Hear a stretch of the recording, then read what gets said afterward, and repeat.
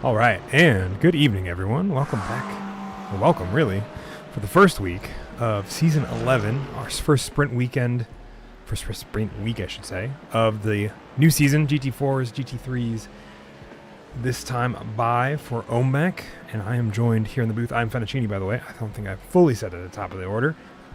With me in the booth this season, for the whole season, to my understanding, it's going to be one Kevin Hayes. How are you doing this evening?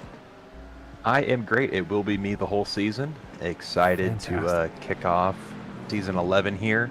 Going back to a little bit of OMEC roots. We ran this GT3, GT4 combination for, I want to say 3 seasons in a row between seasons 7 and 9. Saw some great turnout, saw some great racing. It gets real interesting with this being the multi-class. So excited to see some good stuff tonight. Very good. I'm going to say, based on the shakedown we got last week at Watkins Glen, I think it's going to be a very busy season. And I mean in the best of ways. We have a lot of drivers out on track tonight, of which Landon Orr, one of the OMEC regulars who we're kind of riding along with for the moment as we get through practice. 20 minutes of practice, which we are 10 minutes, or really 13 minutes into already, before solo qualifying. That is a Stellar Motorsports car that goes off in the back of that. Joe Evers jumping into GT4s this time, was in the GT3 category last season. Now, new for this season, I believe we have a couple of things. What is new in the sprint weeks, Kevin Hayes? I'm trying to remember. I think the sprint weeks are running pretty much as we always have. No shot for safety car on the sprint weeks. Those are for the enduros only.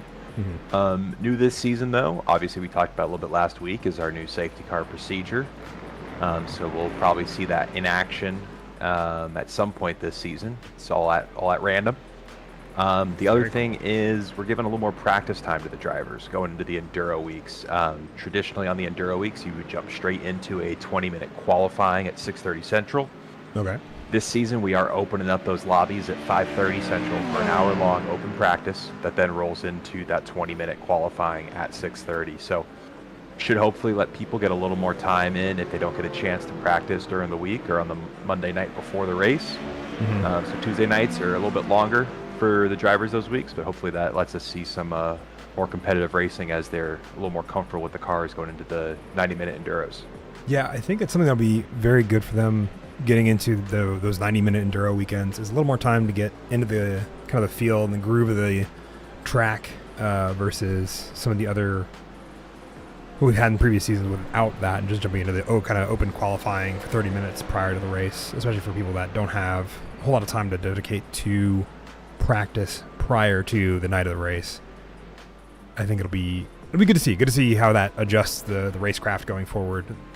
Ian Baker narrowly being avoided by a couple drivers there. Michael Doyen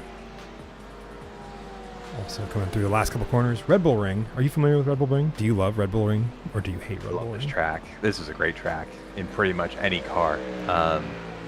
Drives so differently depending on what car class you're running here. But tonight's going to be interesting. I would not be shocked to see some bump drafting, maybe a little bit of interesting teamwork as the night goes on.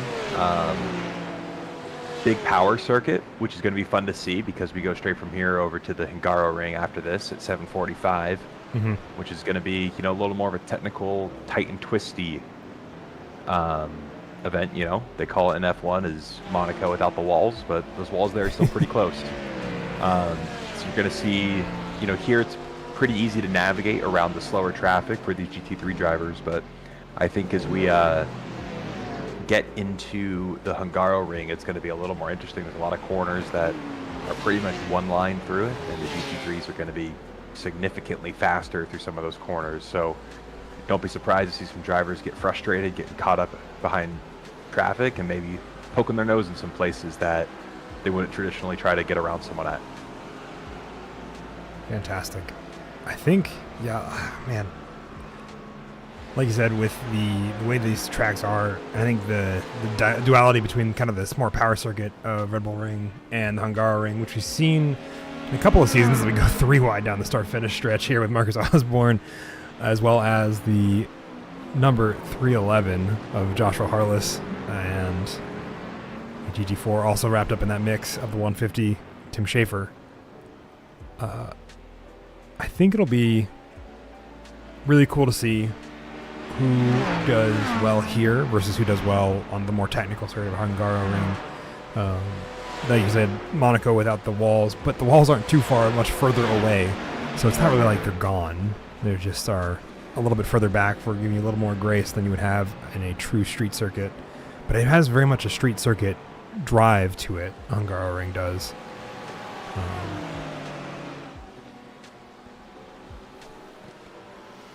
Yeah, it's definitely one of those that just likes to put you in a, a lot of that circuit is going to be very cadence based on that I can describe it. That the second, especially that second sector, that tight twisty bit towards the back, a lot of the, third gear flowing corners where you get a little bit offline, get out of cadence with your rhythm, cost you a lot of time. So it'll be interesting to see how that compares to here, where a lot of it is point and shoot, where you just get the nose in and you want to be on the throttle as long as you can around the circuit.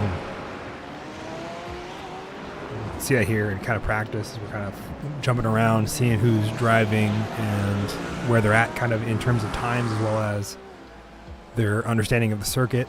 Landon Height, he's a newcomer for this season of OMEC, to my knowledge. One of the many newcomers here. Currently hanging out with Nate Sides, I believe, right behind him in that Mercedes GT3. Once again, many fantastic liveries by Patrick Cantrell being put on display this week as Nate Sides dives on the inside there. Ian Baker flashing the lights for the GT4, letting him know he's going to go up the inside into this very sharp turn number 3. We saw, for those who follow F1, a bunch of cars make friends with not the barriers, but also not the racing line there. So I'm hoping to see whether or not we have any more that will befall their fate in the race. Hopefully not. Let's see how many of them can make it to the end. Now, you've driven a fair bit more on the new tire model than I have of the GT3s at this point. Is that fair assessment? I have not driven many laps, I should say. Yeah, I'm about the same, but I've always driven them a lot in the GTP and LMP2 coming into this season, and we also just got those in the IndyCar this season, which I did my first road course race with last night over in Mid-Ohio. Mid-Ohio? I was gonna say, how did that fare? It was that track is tough in an IndyCar. I'll tell you that. It will beat you up. It is very very hairy. There's a lot of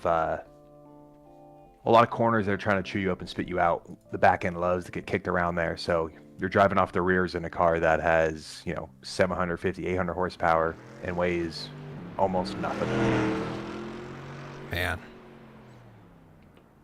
Yep. And this... I am going to hop in really quick to get the driver's meeting, and I will be right back. Understood.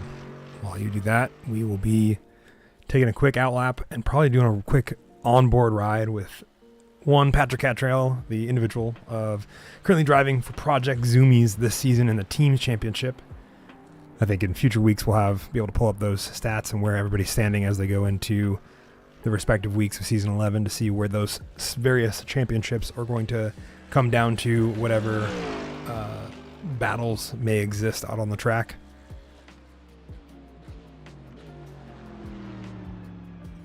Now, we took a look at it a little bit earlier while we were talking, but as you can see, 4.28 kilometers. So not a very long track Red Bull Ring is, or Spielberg, as it used to be called before Red Bull took it over.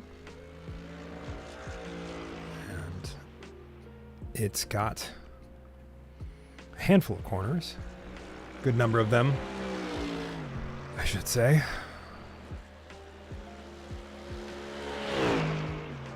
Come around the final couple turns, pair of right-handers to round out the lap, high speed, really utilizing what downforce the GT3s have to get them done. And then you're onto the start-finish stretch, that power circuit. You're never really coming to a complete stop in these cars except for a couple of corners in the middle of the lap. Let's hop on board here on the roll bar with Mr. Cantrell big onto the brakes into turn number 1. those few corners here as he goes down to not quite a hairpin, but the closest thing I think we see to a more classic rally hairpin on the lap. And on the brakes pretty early here at the 100-meter board, utilizing all the gears from 5 to 2, back up again. And you can just hear that V8 motor of the Mercedes singing as they get through the first full sector, setting lap times. The qualifying time here, if I have the buttons that let me do the thing. Qualifying mode for me, please. Charles Rhodes, Andrew Sabe, Landon Orr, all on outlaps. Let me see if I can do this the right way where it will show me the people who are on their first flying time. And the answer is a group of individuals. Let's see who else is coming around. Patrick Cantrell, one of the first ones out. The kind of more technical middle sector, followed up by these last two corners that we just saw not too long ago. It's a pretty short lap here in terms of GT3 pace, and only about a 10 to 15 second difference between GT3s and GT4s here at the Red Bull Ring.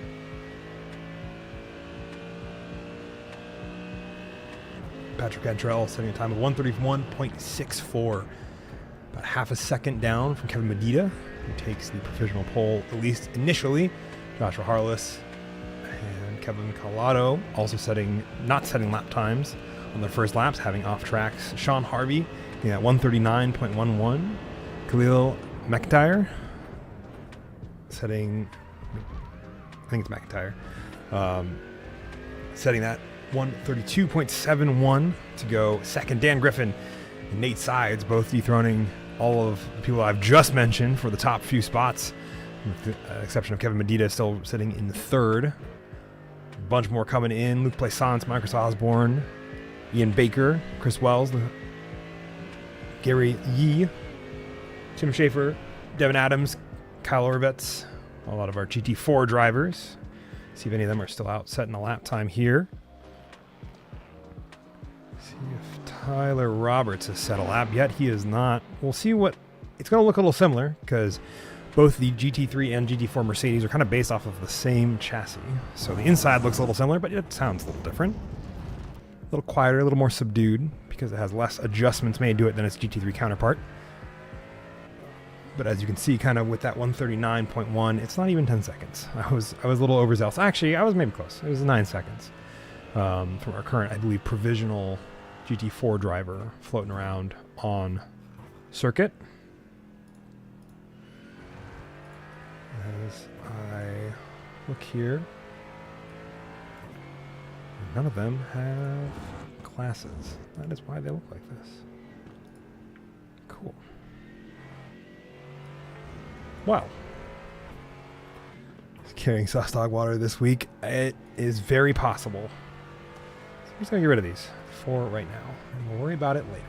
There we go. Now we got I see classes now. Yeah, I just had to remove all the work I had just finished doing because when I set them up, I didn't give them classes. So Tyler Roberts rounding out the end of the lap.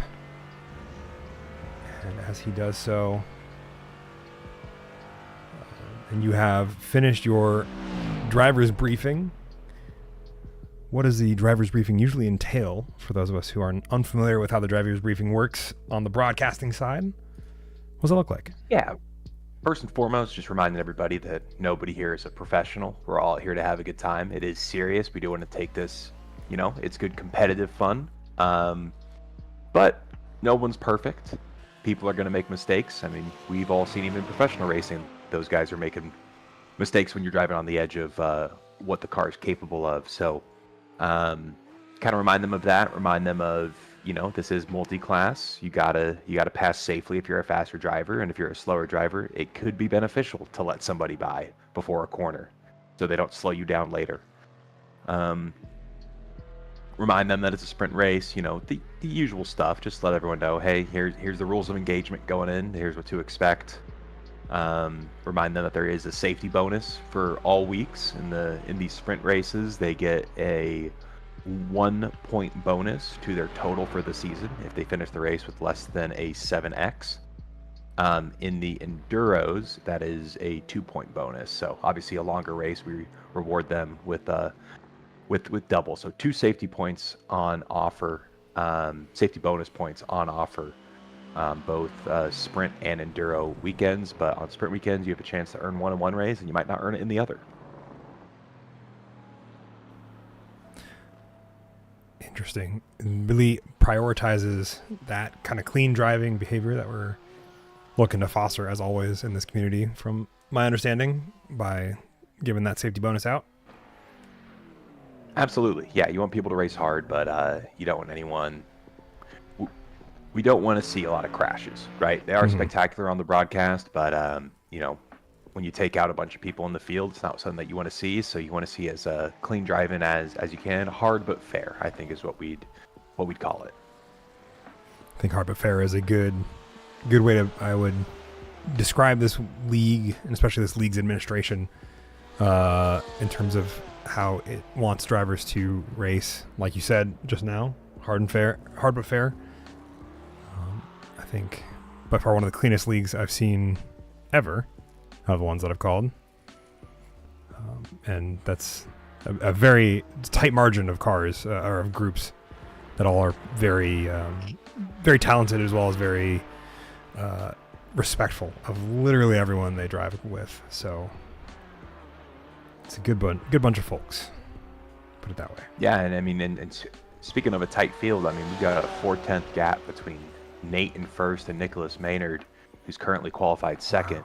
Okay. But after, between Maynard and P8, so P2 to P8 are separated by the same gap as first to second. So it's look like a tight spread in the top 10 tonight up in the GT3 class. The GT4s are a little bit more spread out, but you've got about a half-second gap from first to sixth. We do see 8 make that 9 GT4s out here tonight. Tyler Roberts has yet to set a lap, so excited to see that class still remain with some healthy numbers. I think we've got in total 37 drivers out on track tonight. So man, 2 shorter, tighter tracks too. So it should be it's going to be exciting. I would not be surprised to see the GT4s. I'll say be involved at some points this evening up at the front of the GT3 class as they start to work their way through the field. I believe it's about a 6 to 7 second delta between the 2 classes. So you're looking at catching by lap 12. So about halfway through the race is when we should start to see the traffic really start to be a factor. That makes sense. I believe that to be it'll be an interesting thing when it comes to time for GT3s to get around GT4s, and how all of that shakes down here in a moment. But first, we have a grid of cars all getting set to race here in just a few moments' time. Shortened pace lap. You can kind of see they're in between the first and second sectors, or really in the second sector, in between the first and third. Getting all lined up, all of the GT3s in front of all the GT4s. My grid walk, a little bit interesting as a result of fixing the problem I inadvertently created. But we start with Nate Sides on the front row alongside Nicholas Maynard. Jesse Olson is alongside Mitch Buenaventura for row number 2 in third and fourth. Fifth is going to be Dan Griffin. Dan Griffin ended up fighting with Nicholas Maynard for a lot of time of our Watkins Glen. So I'm excited to see where that pace gap is. Now, you said there's only a few, barely a tenth to 2 tenths between some of these drivers from P2 all the way down to P8 with William LeMaster there. Ian Baker, Kelvin Collado are going to be in that fight as well with William LeMaster. So I think it's going to be a very tight grouping of cars from the top 8 to top 10 with Patrick Cantrell, Tony Caicedo on that 5th row of the grid. Michael Doyen, Matt Markley. Yep, Matt Markley. I got it right this time. Okay, see how many times it takes before I say Malarkey accidentally this time. If I hit the button to see more of the grid, maybe. There we go. Yes. Landon Orr, Kevin Medina, Andre Saba, Chris Kraus. Of course, all of it got changed around for me. Richard Costanza, Luke Plaisance, Marcus Arborn, Nick Terrell, Chris Wells, as well as Khalil McIntyre, Charles Rotes, Shane Brown, Landon Height, Brian Anthony, Mauricio Marcus Ramos, Joshua Harless, Brian Anthony. If I can hit more buttons. Yes. Are going to be all of your GT3 drivers. We also have the 9 GT4 drivers. Kevin Duvall, Gary Yee, Tim Schaefer, Devin Adams, Joe Evers, Sean Harvey, Kyle Orvetz, Solomon Landauer, and Tyler Roberts, who did not set a time on the grid, round out the 37 cars. Have you seen a grid this packed in a while? It has been a while, and so we're about to go green here. I'm excited to see what turn 1 looks like. I'm expecting some fun as we get going here. I can imagine. The green flag is waved. Nate Sides and Nicholas Maynard taking the field away as they go 2 and 3 wide. Tony Caicedo in the mix there, trying to get up ahead early on. Nate Sides keeping it tight on the inside. Nicholas Maynard getting the outside run here as they go from turn 1 through turn 2 and 3. That kind of kink there. Better exit. Nicholas Maynard, the rest of the field looking very smooth and clean. We drive away here, looking kind of further back in the field. Mauricio Marcus Ramos having a bit of a slow start. Turn 1, everything worked out well. Turn 2, looking good so far. Marcus Osborne almost getting turned there. We have trouble further back in the field. At least it said we did.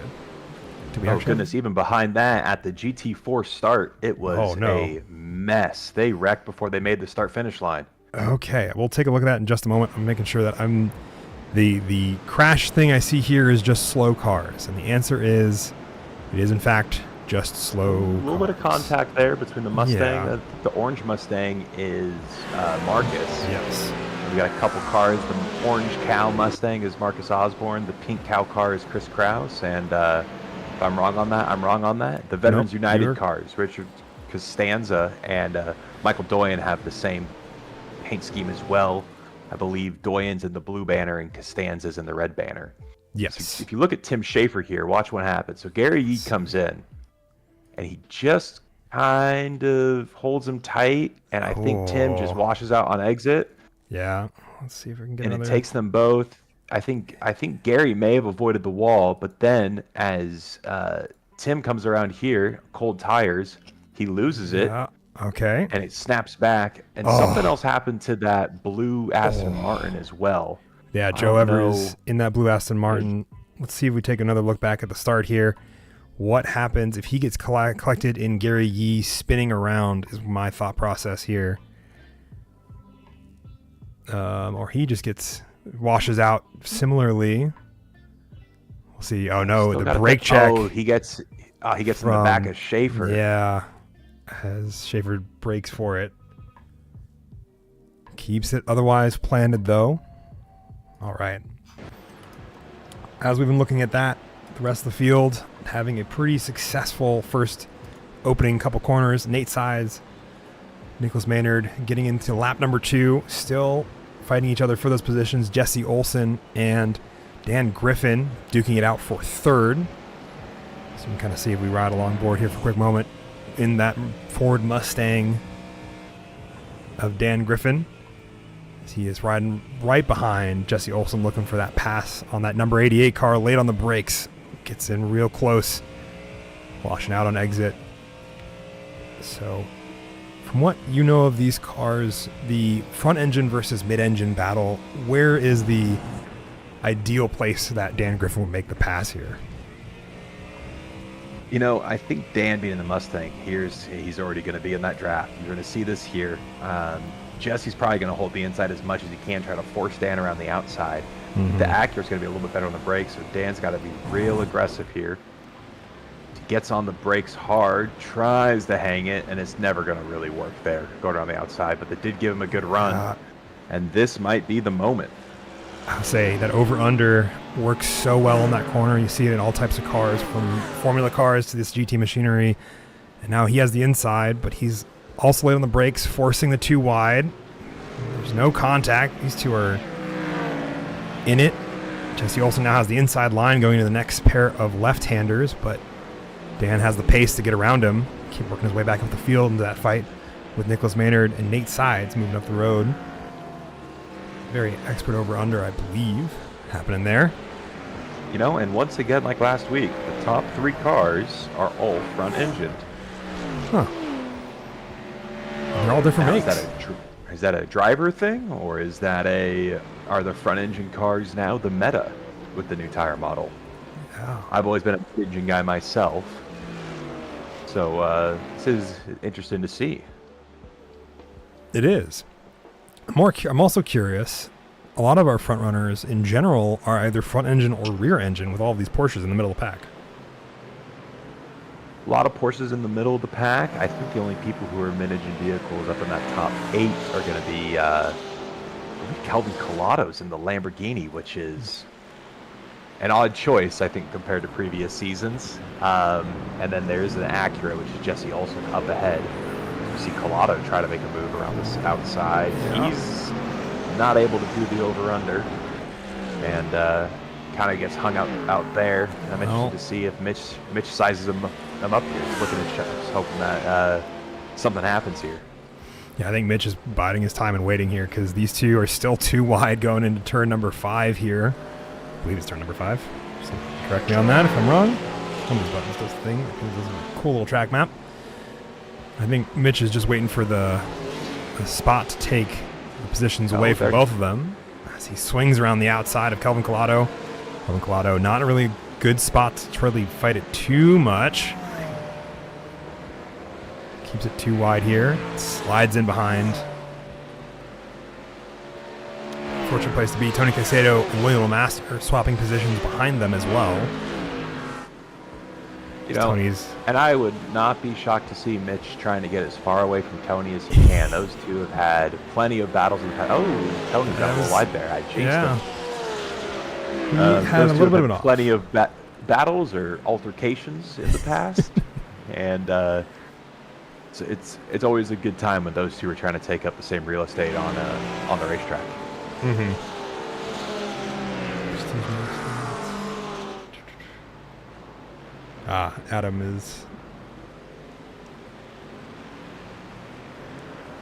Adam Dahl of Hot Dog Water Racing, or Sauce Dog Water, as it's known this season.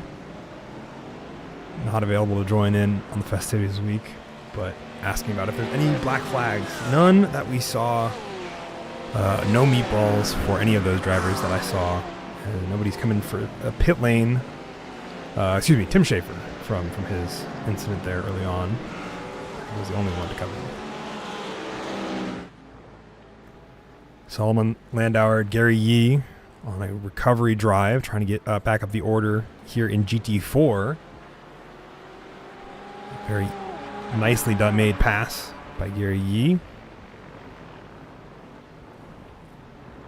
The GT4 field a little more spread out than the GT3 field, as you can see that camera whip from further back in the field on Gary Yee up to Joe Evers, who's currently still sitting in third and doing his best to keep that car going the right direction without a front splitter. Less vital on these GT4 cars than it would be on the GT3s. But Devin Adams, as well as Ken Duvall, are both in the front there. Also front engine cars taking up the first 4 spots of the GT4 field as well. No, people love that GT4 Mercedes, so I'm not shocked to see a couple of those out there leading the pack this evening. Yeah, I'm not.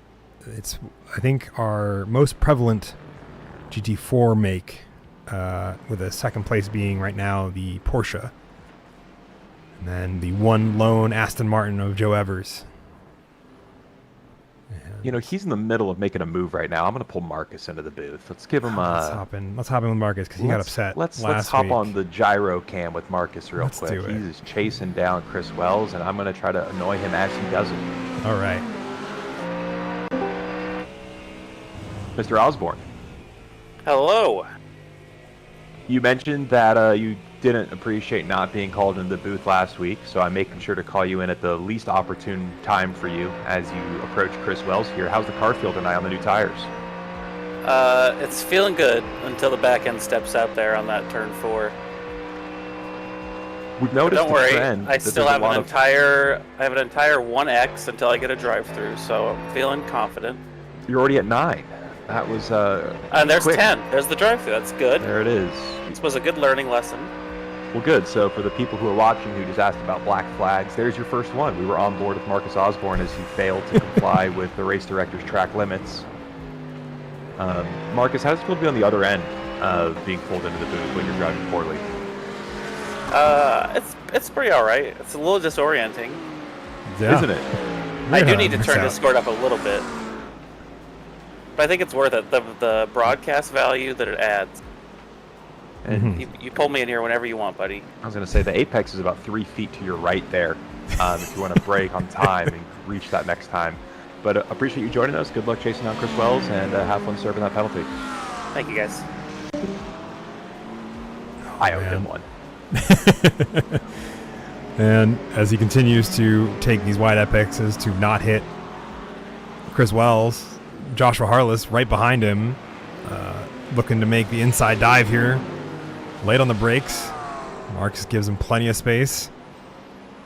Two are not quite going too wide as Joshua Harless looking to pick up the pieces of this fight for 17th, I believe, in GT3.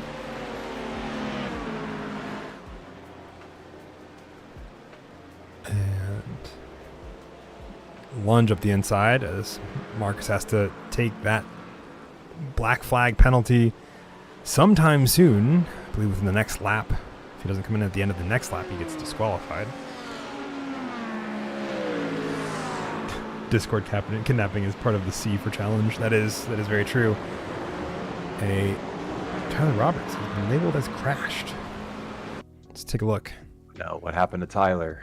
I don't know. He was on the charge trying to catch up to Joe Evers.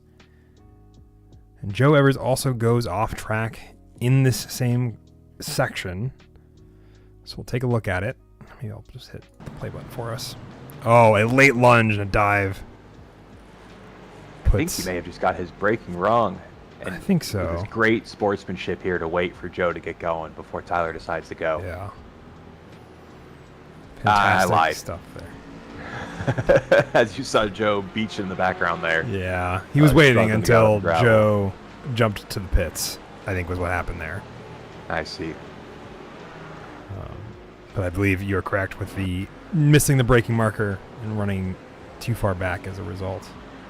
Yeah, we 8 have sides. 3/10 separating the top 3. Yeah, as you jump to it. Yeah. Let's see, right on board with the nose cam. Dan Griffin, who's right behind all these cars. They're right behind, these 3 are behind Gary Yee in the GT4 category. 4th position. They're working their way through traffic. And you are we are 3 laps early of your prediction, but I don't think it's one that does not come out without its own merit of cars having interesting races. Nick Maynard forcing the issue on the outside, but has a worse exit. Tyler Roberts being joined in those that are getting passed by these guys.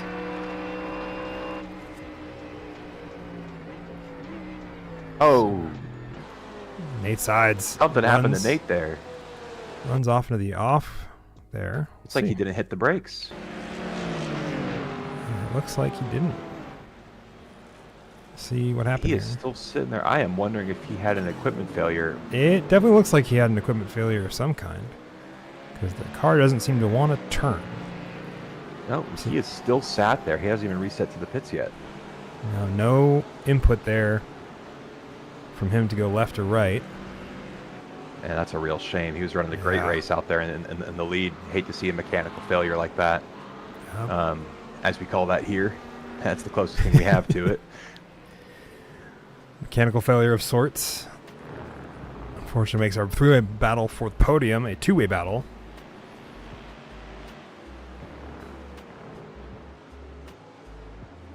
Nate has towed. Do we want to bring him into the pits? Actually, Nate has potentially fully disconnected. I wonder if he had a true equipment failure there, because he is not able to be found by yeah, he is grayed out. He is not showing as in this session anymore.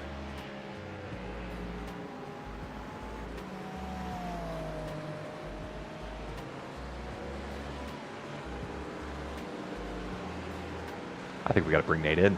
We got to figure out what happened.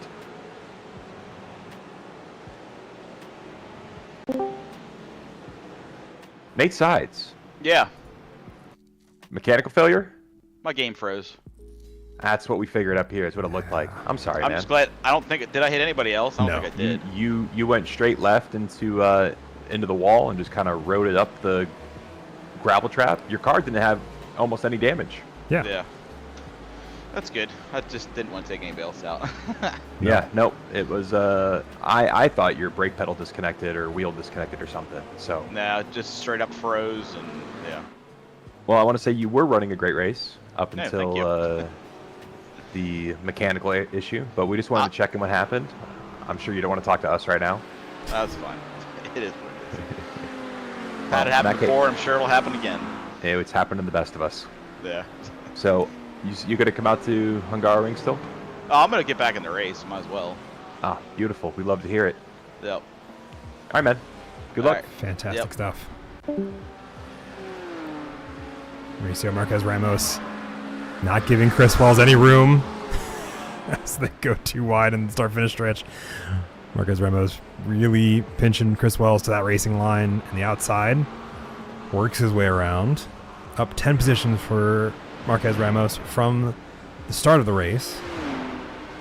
Brian Anthony in the GT3s working his way in to He's taking a serve. hit, but just to put it out there, there are 3 other black flags right now. We got Ooh. Landon Height, Tony Caicedo, and Tyler Oh, Roberts, Tony Caicedo. who all have black flags at the moment. We should pull in Tony Tony. Caicedo and see why he has a black flag. Where is he in the standings? I can't. There he is. He is He's in eighth. P8.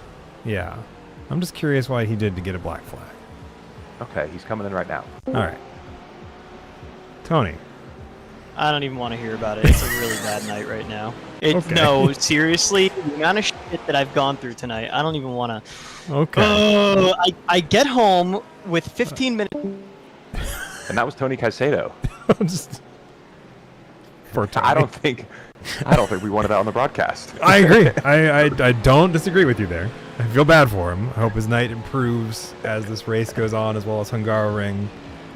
He'll have some more better news to share with us in the future races. I do know that he likes the Hungaroring as a track, so and the He Porsche does. tends to be pretty good there. It's really solid coming out of the corners, so should be a better second half of the evening for him. That's the hope. Seeing what's on track action right now. Nick Terrell, Kevin Medina, lapped Marcus Osborne. Late on the brakes for Nick Terrell. Kevin Medina looking to get that better exit out of turn number 2. 3? One of the 2. Too wide as they go into the end of the first sector and into the second. Kevin Medina has the inside line here. Nick Terrell giving him the space, and that Spaceballs, the Beamer BMW liveried machine. Shocked to see Nick this far down the order still. Usually if he's starting late in the field, you see him very quickly make it into the top 10. He'll get a freebie here potentially with Tony's He penalty. just did. Oh, he just Tony- got 12. yeah. Yeah. So he's up 8 positions. I mean, it doesn't seem like it's been the easiest of nights, especially with the battling he's doing with Kevin Medina to try to get around him for 11th.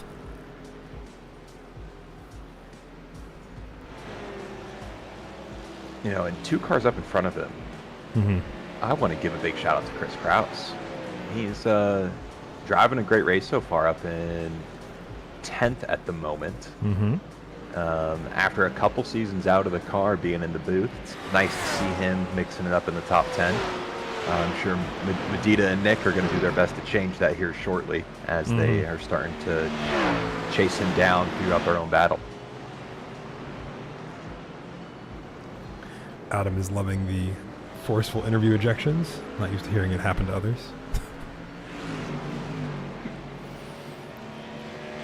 So it's a new era of OMEC. We've been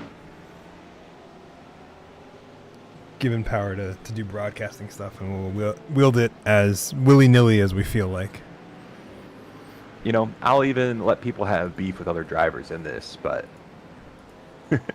that's what we need at some point this season. We need to pull in 2 drivers right after an incident before they've had any chance to calm down and watch the replays.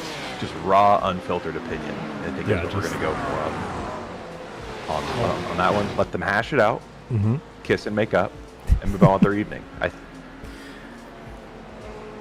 think it'll work exactly once. It'll be great entertainment for the fans. Oh, absolutely.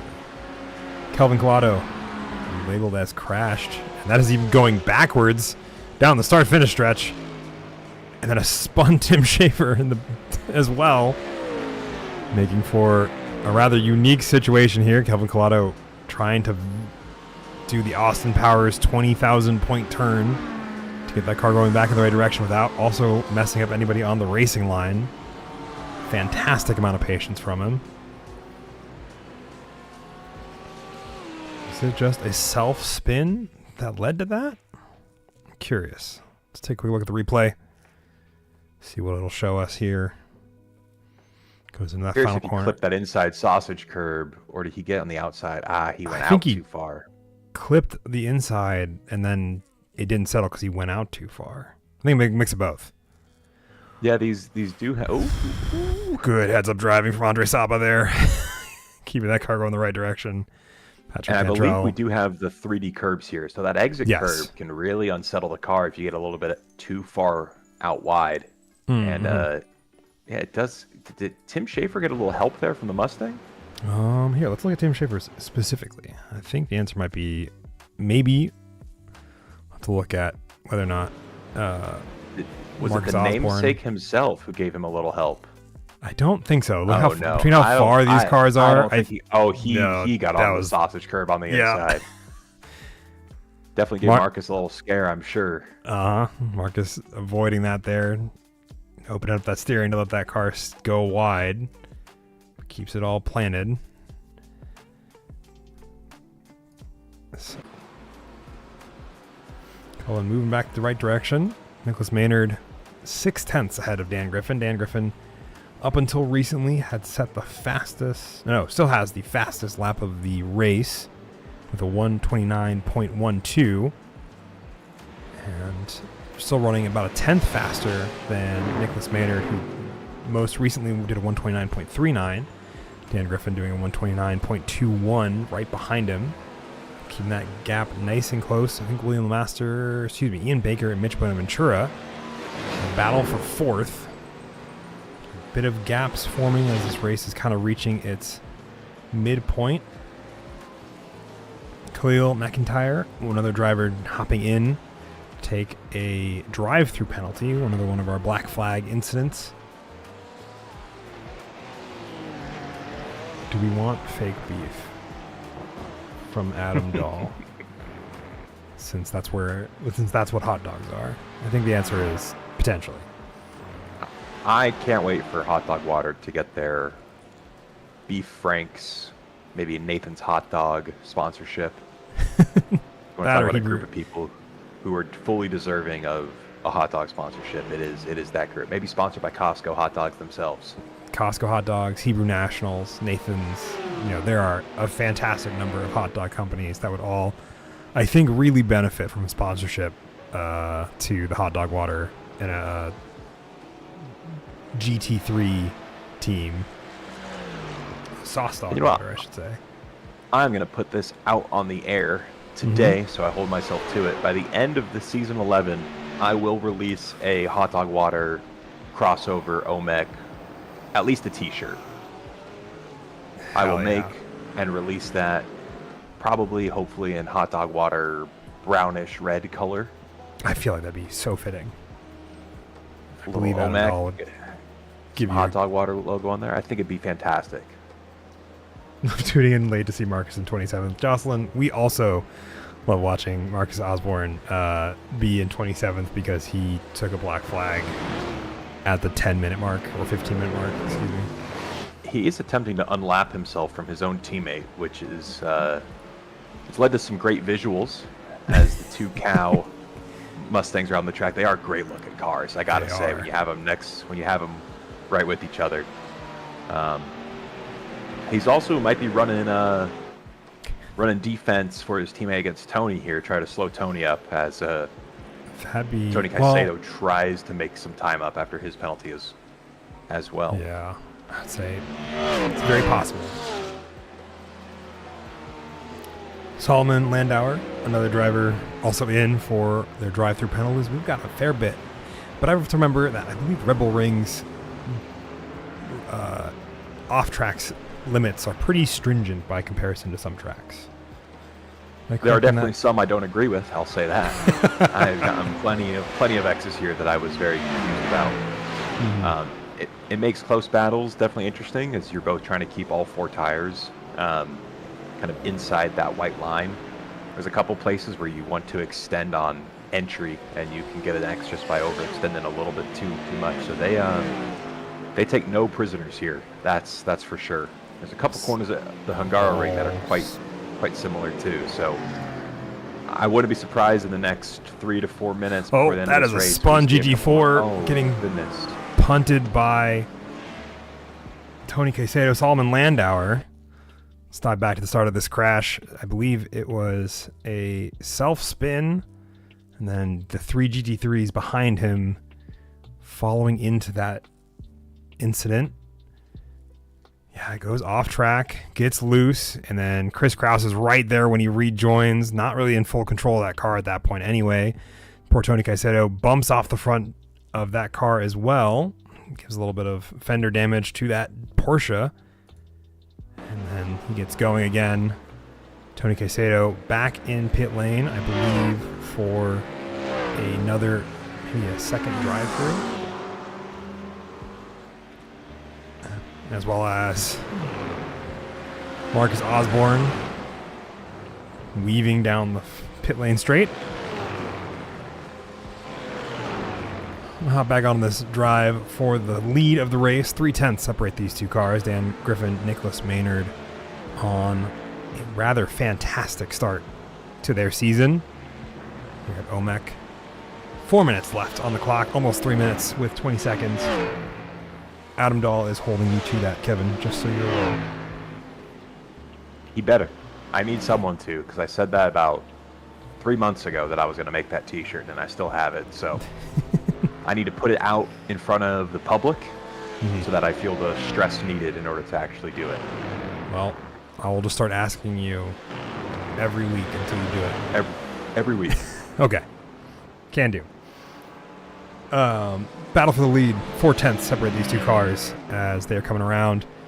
Start-finish stretch. A little further back in the field, Andre Saba, William Master, and Mitch Buenaventura? No, sorry. William Master, Ian Baker, and Mitch Buenaventura. There we go. Those are the three.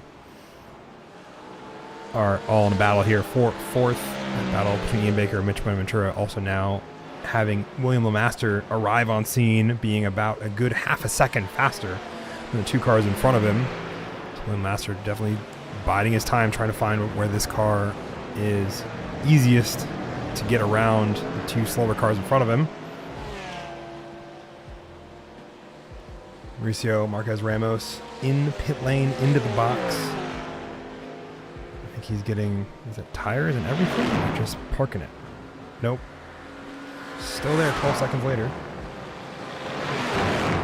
So who knows what he's grabbing as this battle continues. Hop back to the battle for fourth here. Dan Griffin losing a second and some change. Yeah, he got caught up behind Gary Ye as they were coming through the GT4s. Gotcha. That separated the leaders out just a little bit, and that may have been everything Nicholas Maynard needed. This might be the white flag lap. I couldn't tell looking at Barney up in the flag stand if he was waving the flag or not.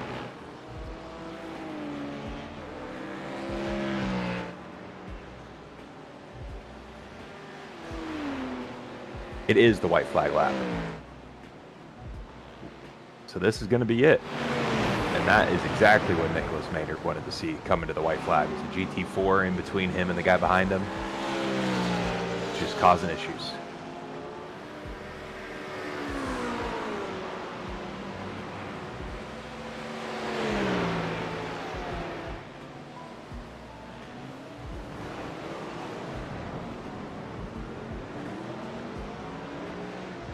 That battle for fifth is definitely spicing up. I think William Master is going to get by both of them.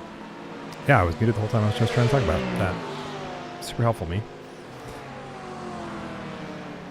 So, Mitch Ventura narrowly holding on to this P4 position. William Master still faster than both of these cars. Got around Ian Baker in that 3-wide lunge in turn number 3, I believe it was. Nicholas Maynard, though, I'm going to jump it off to make sure that we see him cross that checkered start-finish line for the checkered flag. As he comes around, flashes the blinkers, saying, hey, I've done it. Dan Griffin coming home, not far behind him, made up half a second on that last lap.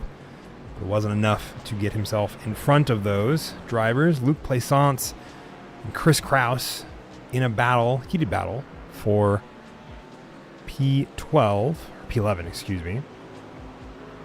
Mitch Bonaventura holding off William Master for P4. Ian Baker starting where he finished in P6. Or finished where he started in P6. Further down the grid, GT4 runners Duvall and Adams yet to finish. Otherwise, the rest of the field locked in. Gary Yee, Sean Harvey, Tyler Roberts, Kyle Orvitz also all finishing in their respective positions. Costanza trying to get around Landon Orr having a late last minute spin there. Super curious. We'll take a look here. I just want to see if he got the nose chopped off of him. Doesn't look like he did. Just looks like it was a self spin. Okay.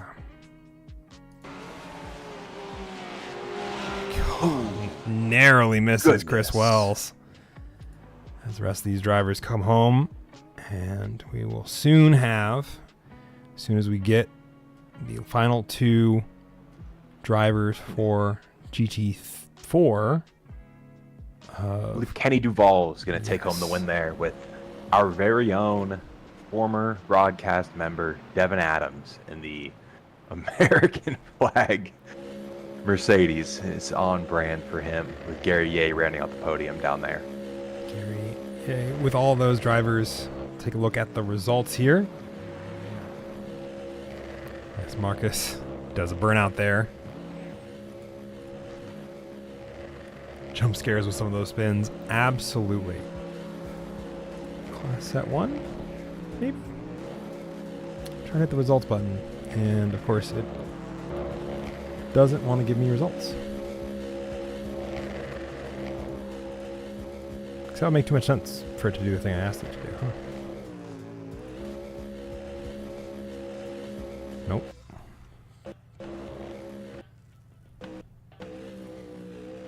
All right. Well, we'll use this to kind of showcase it. The official results. Kevin, do you have those easily pulled up that you can find them? As we are... I do have some official results up in front of me. Awesome. Then I will have you run down them for us as we get ready to have a quick chat in between races. Certainly. Overall and GT3 winner, Nicholas Maynard, followed by Dan Griffin, about 1.5 seconds back from him after running, within 3/10 the whole race. Rounding out the podium in the GT3 class is going to be Jesse Olson, followed by Mitch Bonaventura and William Lemaster in the top 5. Down in the GT4s, we had Kenny Duvall, Duval County, winning the GT4 class, followed by Devin Adams, and I keep saying Gary Yeh, but I don't know if it's Gary Yee. We'll have to ask him if we get an opportunity to. We got Sean Harvey in 4th, and Tyler Roberts recovering from some earlier issues in that race up to P5 in the GT4 class. So I think we had one non-finisher potentially, maybe two. between Nate Sides and Tim Schaefer. I think Nate did get back in it, finished 6 laps down. Tim Schaefer, final car on track, 10 laps down. I know he had some issues tonight, some not the fault of his own, so probably hoping for a little bit of a better result in the next one in about 8 minutes or so. Unfortunately, I do not see anyone from either podium in the chats right now. Oh, well, we have guess- Devin Adams in the interview room. we do have Devin Adams. He did finish second in GT4. We can I talk. forgot about him. I completely missed him. I was looking down in the party chat and I didn't see him up in the interview room. Let's pull in Devin Adams. Yeah. Devin, How you doing? podium. Fuck yeah, buddy. How do you feel? How do you like the GT4s? I love the GT4s. This is gonna be an amazing season.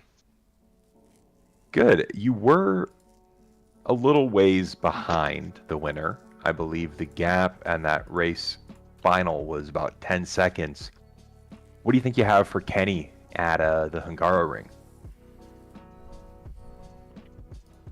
You know, I think me and Kenny are gonna have a little bit of a beef going on this season, but I'm down to squash that if he's okay with it. Why is that? Was there an issue this evening? Absolutely not. He's a great guy. I've actually never talked to him.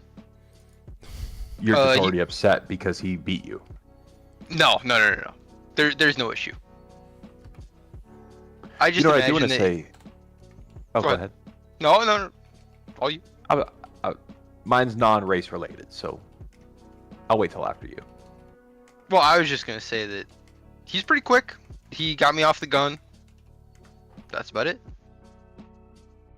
Well, And then I what I just do want to couldn't say is congratulations on your engagement, sir. Thank you, sir. Have you started planning the wedding yet? We're not really. We're ready, but we're not ready. You know what I'm saying? It's complicated. No, We're looking into it, but we're not looking into it. I'm getting married in November. My fiance just already had it planned before I even knew. All of a Where's the sudden invite? Devin Adams, great result tonight. Congratulations on P2 in the GT4 class. Anything else to add before the next race in about 5 minutes' time? Kenny, I'm coming for you. Kenny Adams, be on the lookout. Wait, is his last name actually Adams? No, it's Kenny Duvall. Oh, okay. I was gonna say that's actually hilarious. And that was Devin Adams. Fantastic.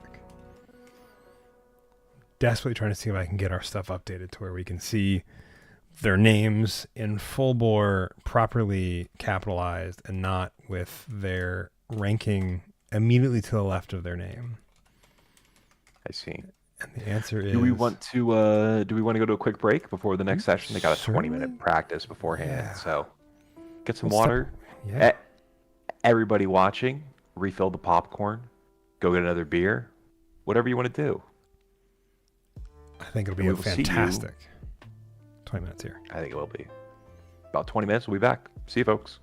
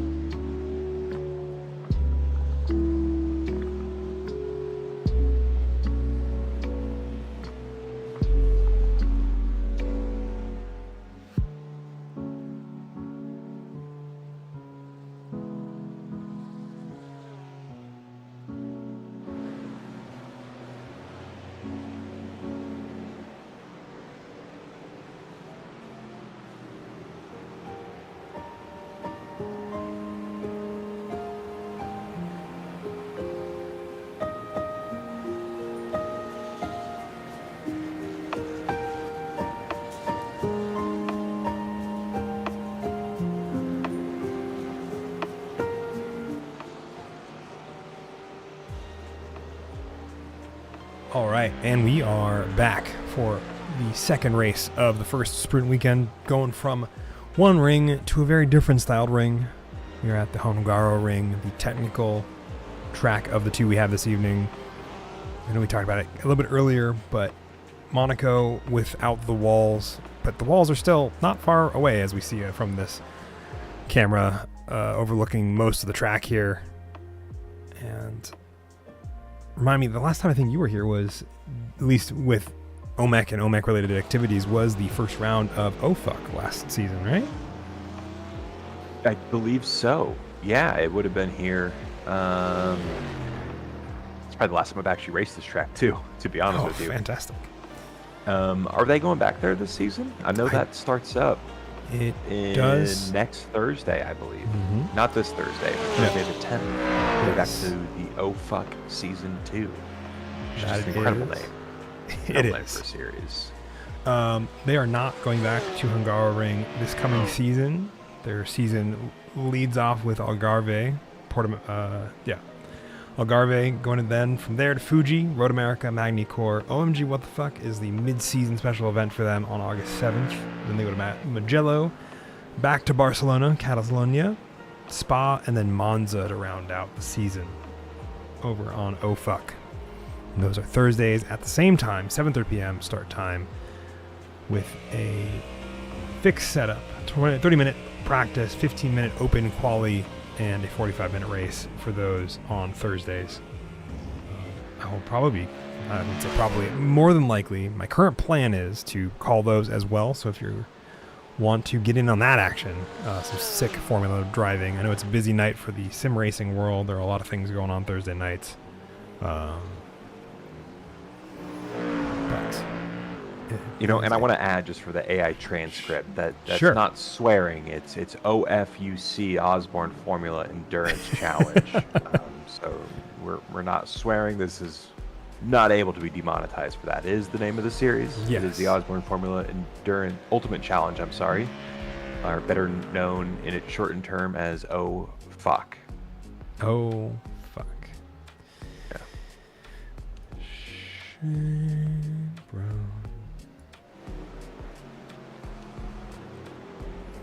Now I'm making sure I have all of my names correct for the second round. I've adjusted things, so we should have the names properly displayed for all of the drivers on track.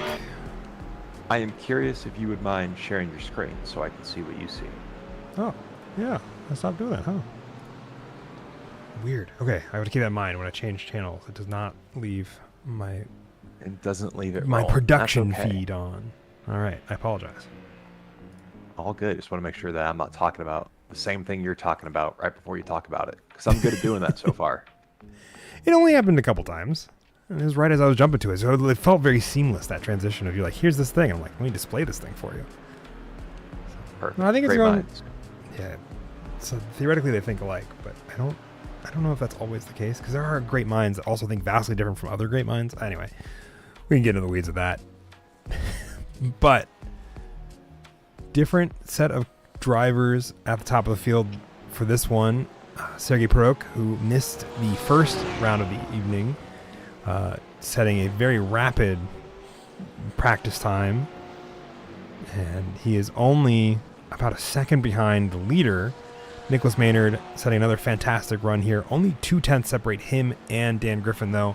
I'm getting the feeling we're going to be seeing them a fair bit at the top of the timing tower this season. Curious. I am prone to agree with you on that one. We haven't seen the raw speed from some of the OMEC veterans quite yet. I would not be surprised at some point, maybe even tonight, you'll see Jesse Olsen. We saw Nate Sides mixing it up with them last race, but obviously they had his issue. And if Nick has a good qualifying, you can better bet you'll see him up front during a sprint race as well. Mm-hmm. I think there is still, like we've said, or we'll say it now because I don't think we've said it. I'm going to say like we said. I don't think that's actually what happened. But plenty to play for here. We have 2 drop rounds again this season. I'm getting that right. for these Yes, drivers. 2 this season. Gotcha. Perfect. Over the course of the 10 race weeks. Say sure I'm saying that right. Sorry, 8. Just 8. No, just 8 this season. We did 10 last season. And this season it's back to 8. But so 6 out of the 8 and are going to get calculated. The other 2 will be dropped. That's why they're called drop rounds. So the points totals will get, I think, a shake-up around week number 4 is when we apply the first one. Or do I have that backwards? I think we'll apply the first one after week 4 and the second one after week 6. Sweet. So we'll probably see the championship standings shuffle a bit on those 2 race weekends, or realistically following those 2 race weekends. So on the after the special event, when we come back to Suzuka and Fuji in August, we'll see a jump there, as well as when we go to Brands Hatch and Mosport later on this season in about a month's time. As we get set here, a minute left. Actually, sorry, 15 seconds left. I think we talked about it. My brain has since data dumped it. Your preferred track of these 2, both Red Bull Ring and Hungaroring, is there one that I think you What car had am I to pick? driving? We'll say GT3s and GT4s for purposes of this what they're driving. If we pried you into a GT3 because you had no other option. It was either that or be murdered, and you chose not to be murdered.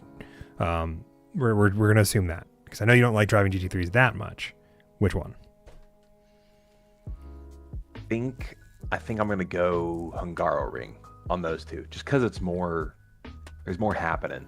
The Red Bull Ring can get a bit monotonous by lap 2, with it being only, I think it's 11 corners technically, believe so, but yeah. a lot of them aren't really corners. It's kind of one of those tracks. Turn 3 at the top of the hill, because the little bend on the straightaway is turn 2. So, I definitely think I prefer the Hungaroring. It's just there's more chances to make up some time, and it's a little more technical to set up your overtakes. You have to think about it a couple corners in advance. So, probably rather be here over the mountains in Austria, to be honest. That's very fair. One of the oldest F1 circuits still being utilized today, if I remember correctly, as well. The first race behind the Iron Curtain. Yes. For you history buffs out there. An important race event at the time, and one whose legacy carries with us, especially in the F1 world, but as well as the rest of the driving world, in that era, and how it's carried on forward. A fantastic circuit as well.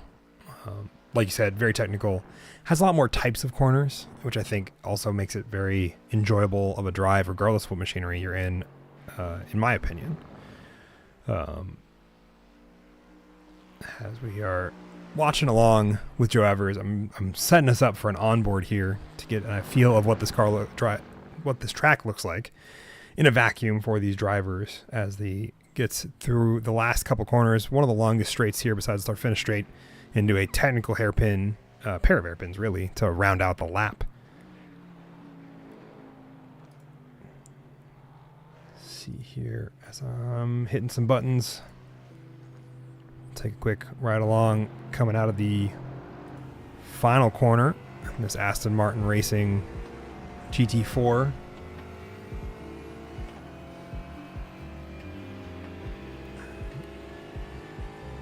The rest of the drivers also beginning to get in from their in-laps, or the out-laps, sorry. Now this first corner is deceptively tight. Is that correct? Am I right on that? It definitely feels like it should be a little more open than it is.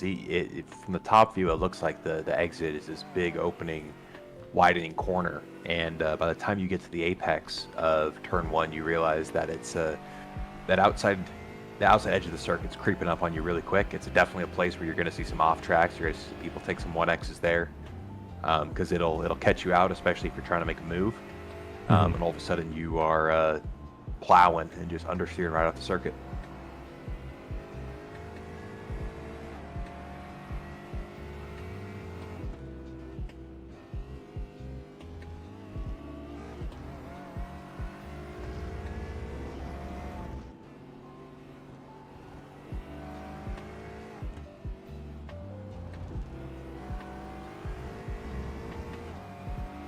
believe we're on board with Joe Evers here. And there's that flowy section of the track well. that just make or lose someone. Did you mute yourself again? Maybe. I'm not gonna admit to it this time, but it's possible. I was wondering why you weren't talking. And I was Yeah. like, Nope. I had finished. I entirely set up the next thing I was going to ask you, and it happened. And then, of course, you then kept talking about Joe Evers. I was like, why is that? And then I looked down at the thing that tells me whether or not my mic's live, and it showed me the thing that isn't what I wanted, and then I had to turn it back on. But a lot of this track is deceptively off, or not on camber, but has way less camber than a lot of its more traditional counterparts. Is that correct?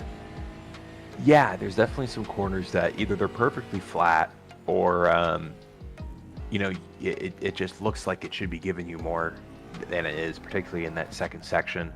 A lot of corners where you take the apex a little too early, you're probably going to go wide, and once you go wide in one, you're definitely not hitting the right line through the other. So it's this section that I think we see Charles Rhodes going into right now. Once you get through the chicane here, which you can make and lose a lot of time there too, just plays it real conservative there. But here, kind of throw the car in, and if you're a little wide there, you're definitely going to be wide here. And then if you're wide here, you're shallow into the next one, and all of a sudden you've lost 8/10 on your best lap through there. So really knowing the car placement, I feel like, is a big part of where this track, when you make time on this track, that's done through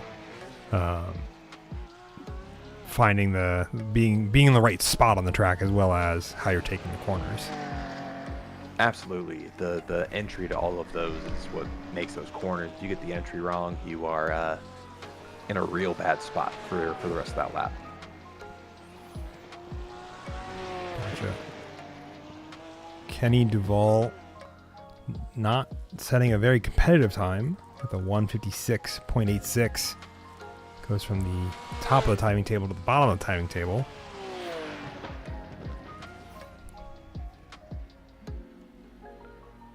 Charles Rhodes coming through turn number one really slow. I think he's finished with his attempts. Nick Terrell coming over the line as well, putting himself into third, as Nicholas Maynard dethrones him for second. So, like you said, Nick Terrell getting a great time there, and he's going to be putting himself into that top spots to mix around. Only 600 separate him and Kelvin Collado, though.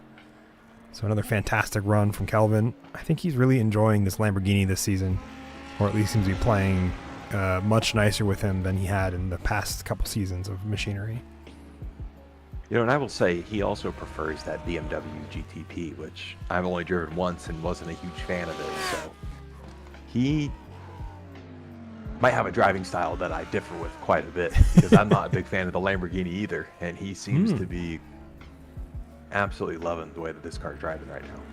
Yeah, at least it seems to be agreeing with him in the ways that it matters.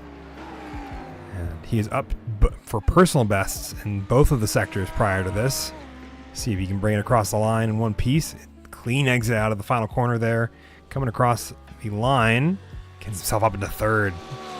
Takes away that spot from Jesse Olsen for passing Nick Terrell. Now only a 10th behind Nicholas Maynard for those top two positions. Chris Wells also finishing up his laps, and with a 147.53 being his best. A pretty spread out grid for most of those drivers. Kevin Medina and Mitch Buenaventura not setting a lap time. Seeing as we get Gary Yee, or Ye. Nicholas Maynard getting the fastest lap this time by with a 145.07. Half a tenth faster than Dan Griffin. Marcus Osborne set a good jumping into the top 10 as well. That's a fantastic result for him. E7 for the number 07. Yeah. See if that holds. Is anyone else? Gary Yee just wrapped up his final lap. Still 7/10 ahead of Tim Schaefer. And a whole second ahead of Joe Evers. I think Aaron Claybaugh also had set a lap. But I think we are our last couple drivers wrapping up qualifying. So we get set to grid up for the second sprint race of the night. I have Ollie up there. Am I missing I one? think the only people who haven't set laps are Mitch Buenaventura and Kevin Medina. So I'm curious if they both had some off-track issues during their laps. Fast forwarding through Medina's lap 1 right now. We'll have to see. Definitely has something that appears would have given him an off-track, but oh yes. Has that changed into a very rough lap there for Kevin Medina? I'm checking out his lap 2 at the moment. This is Mitch Buenaventura, I'm sorry. And he has, back-to-back offs. He does not set a lap time, and I would expect Kevin Medina's situation to look very similar here. Yeah. Looks like he actually went wide in turn 1 on his lap 1. So took the rest of that lap to get the tires in a nice window. Starts his lap 2. Has a pretty good It's run. It's looking good through most of the lap. I'm curious where. Oh, right there at the end. Coming through sector 2. He just got a little wide, and that's probably his second off track, and they're going to start at the back of the GT3 field. Awesome. Well, to take us through our second race of the night, starting in first for, I believe, first time tonight, finished first, but did not start first. Nicholas Maynard taking pole position for the first time of the season for him, alongside Dan Griffin in P2. Kevin Collado with a fantastic drive for qualification, getting him up to third alongside Jesse Olsen. Nick Terrell and Sergei Perok both having great laps as well. It's going to be a very tight grid by the looks of it for most of these pairs of cars, with only a couple tenths here, a couple tenths there, separating all of them, kind of most of the top 12 here that you see on the screen. Marcus Osborne setting in the row number 4 on the, I think the left side, right side as we're looking at it from this angle, alongside William Lemaster. Great qualifying result for him. Michael Doyen alongside Nate Sides. Nate Sides having a bit of a more rough qualification here. I think that's a change in machinery also benefiting him a little less. Those Mercedes, along with a lot of the other front engine cars, I feel like really benefited from that power circuit we were at earlier this evening. Brian Anthony, Tony Caicedo, fantastic laps for both of them as well. About 2 seconds off of that qualifying pace that Nicholas Maynard set. That is our top 12. We move a little further down the order. 13th, Patrick Cantrell alongside 14th, Matt Markley, Aaron Claybaugh, Chris Wells, as well as Luke Plaisance, Landon Orr, Ian Baker, Chris Kraus, Mauricio Marquez Ramos, which I don't know why that's stuck onto 2 things, but neither here nor there. Andre Saba, as well as Richard Constanza, Khalil McIntyre. And let's see here. Joshua Harless, Landon Height, Charles Rhodes, Mitch Buenaventura, Kevin Medina are your 29 GT3 drivers. Gary Yee leads off GT4 alongside Tim Schaefer, Joe Evers, Sean Harvey, Devin Adams, Kyle Orbitz, Tyler Roberts, Kenny Duval are your 6. Do I have that right? Sorry, not 6. 7 or 8. 8 GT4 cars. And before we even get to start finish, great launch from Nicholas Maynard, 3 wide as William Lemaster in the background there, trying to get around Matt Markley, top 10, going 3 wide. Calvin Lotto looking to defend from Nick Terrell, as well as Jesse Olsen. Gets it done for Jesse Olsen, not for Nick Terrell. The rest of the field following suit. Tony Caicedo jumping 6 spots from his 12th place start to get up to fight alongside Sergei Perok and the Brian Anthony splitting the two of them. Rest of the GT3 field all following in behind, pretty nose to tail, and a successful launch for all of them. Making sure I'm following all these drivers through here. Rest of the field, a pretty good launch with the exception of Michael Doyen, Marcus Osborne. GT4 leader Gary Yee setting a pretty blistering pace for the GT4 field. I think we got through the first couple corners all in one piece. Do we know what happened with Marcus Osborne? I do not. I did see some. I don't know if it was smoke before. I'm backing up right now, actually, as we speak, to try to figure out what the heck happened coming to the green flag here. So I am. It looks like as they enter the corner before pit road, there is an incident where. Let's see if I think Marcus and Michael. I think Marcus spun the car. we'll see Yes, here. he did. Yeah. Marcus just lights up the rears and spins the car. And then takes Michael Doyen with him. Immediately jumps the pits, but all of these cars then get labeled as crashed. And then, as he towed, Jocelyn's letting us know from where he's at, from the pit lane. You know what? I think we need to go back and watch that onboard again. Okay. I think that I need to shame Marcus as much as I can because I certainly never spun before the race began. I want to see onboard. Here's the roll bar. Slow-mo's perfect. Okay. Because I want him to relive this moment right now while watching the stream when he watches it back later. Okay. And I mean, it's so much input there. This is just amateur hour out here. I mean, Jocelyn, I hope you please can let Marcus know that we are highlighting this right now. Yeah. Well, we'll see you at the end, Marcus. Marcus working his way through the GT4 field now. As a result, Dan Griffin, Nicholas Maynard, both at the front of the GT3 field. A 3-second gap between them and Jesse Olsen, who is fighting off Kelvin Collado for third. Two pairs of racing going on. Sergei Perok chasing down Tony Caicedo, who is up 7 spots. Jocelyn will absolutely let him know. And the rest of a pretty sizable pack of cars kind of following Sergei Perok and Tony Caicedo.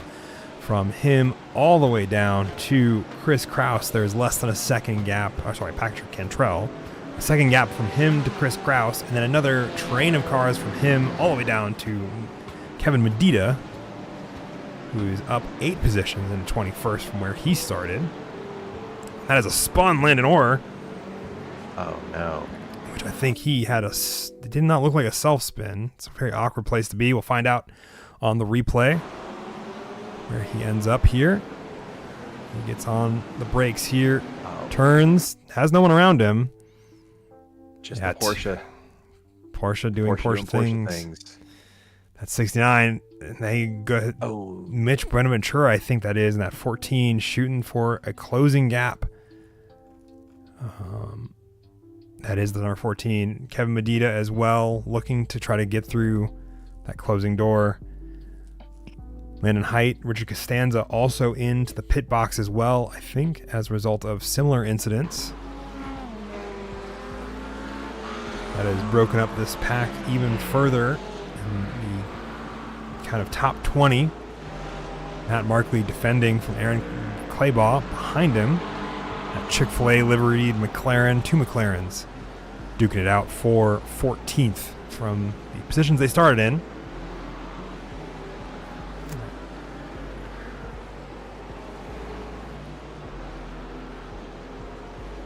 I've never seen the Chick-fil-A McLaren before. That is a new livery to me from Trading Paints. I kind of love that.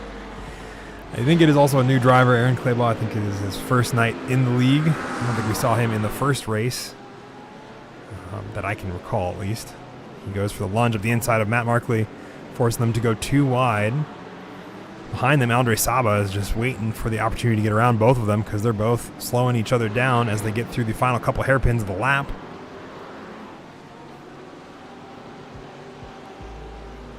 Saba just jumped all over that. Saw the opportunity, Yep. saw the door open, and was always going to put his nose in there to make sure he got involved.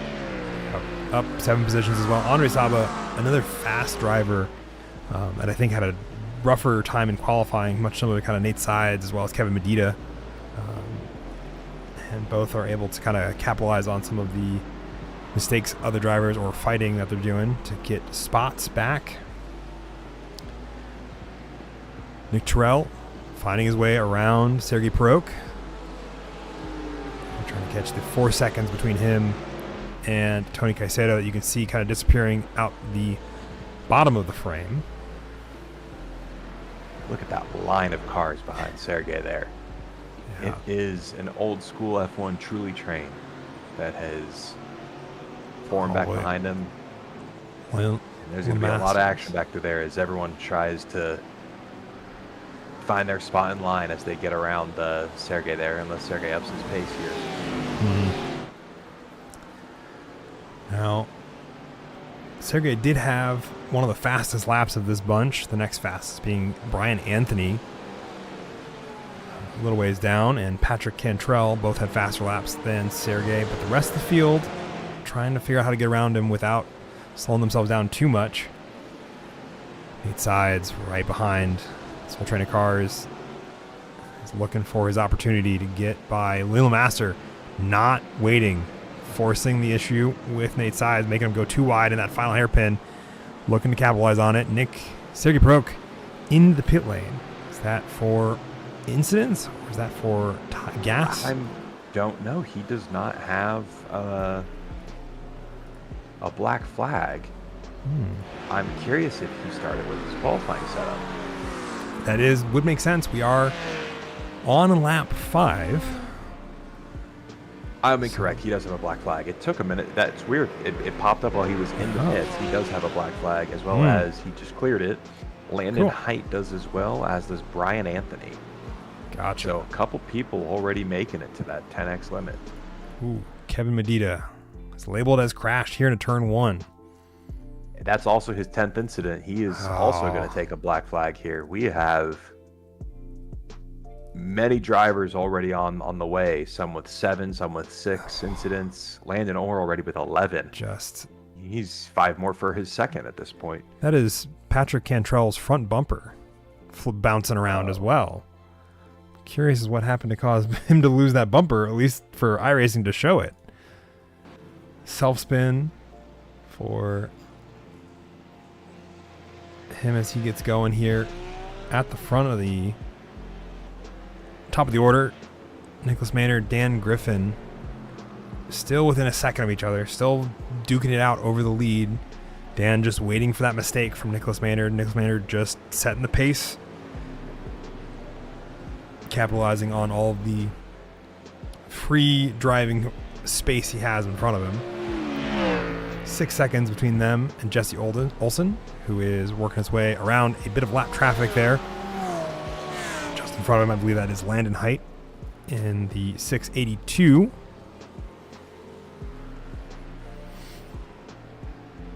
And from there, everybody's kind of floating on their own especially now that Sergei Perok dipped into the pits for his drive-through. Nick Terrell on his own 5 seconds behind Tony Caicedo. Nate Sides trying to get the fight back to William Master, and Chris Kraus hanging out with him as well. I should say, kind of hanging out with him. He's 5 seconds behind. Luc Plaisance trying to get around Chris Kraus. Trio of cars. Andre Saba getting around Patrick Cantrell, who is in fact missing that front bumper. I wonder how he lost that. And Aaron Claybaugh also looking to get through. Guessing Patrick is losing a bit of time there with that front bumper being missing. That front bumper also, when it's gone, you also lose the front diffuser benefits, correct? Yeah, when that front bumper is gone, you're just going to understeer like crazy. It's not just slower in the straights, but I mean, it looks like he's kept his splitter. But you are losing, those canards on either side do push the car into the ground. Like you said, you lose a little bit of that front diffuser kind of situation, how they use the splitter, because you add extra airflow over the top of it that you're not looking for. So certainly not the ideal situation here, but we'll see if his lap times slow down. Because, you know, this is not... At the Red Bull Ring, I would have said it's an issue, but here with the... If the car feels okay, and he's not feeling like he's losing too much turn-in, this might not be a bad situation where he can just kind of drive through it through the rest of the race. Looks very possible. His last lap was a 151.1. Curious if that's continuing. At 151 may have been because of the incident. I think so. Yeah, a 148.4. It's about a second slower than the drivers around him. Tony Caicedo also joining those, taking, I think, a drive-through penalty there. We have a lot more incidents at the start of the season, I feel like. Yeah, I mean, we said before the broadcast started, these are two tracks that are a little notorious for building corners in such a way that they almost are encouraging you to go off the track. So it's very easy to get them here. You just kind of put too much of your car over that white line. It doesn't even have to be all four off in some places here, which is the frustrating part. Or it doesn't feel like you're all four off when you're inside the vehicle. So definitely going to be a frustrating night for some of the drivers. Absolutely. A frustrating night as well, I think, for Andre Saba, who got past these two drivers, and now Aaron Kleber is taking the fight back to him. Matt Markley going for the closing door there. It bounces into the side of Andre Saba, both of them keeping it on track, but Patrick Cantrell picking up the pieces from Matt Markley. Now he's got to figure out how to get around both the cars. He was just passed a little while ago.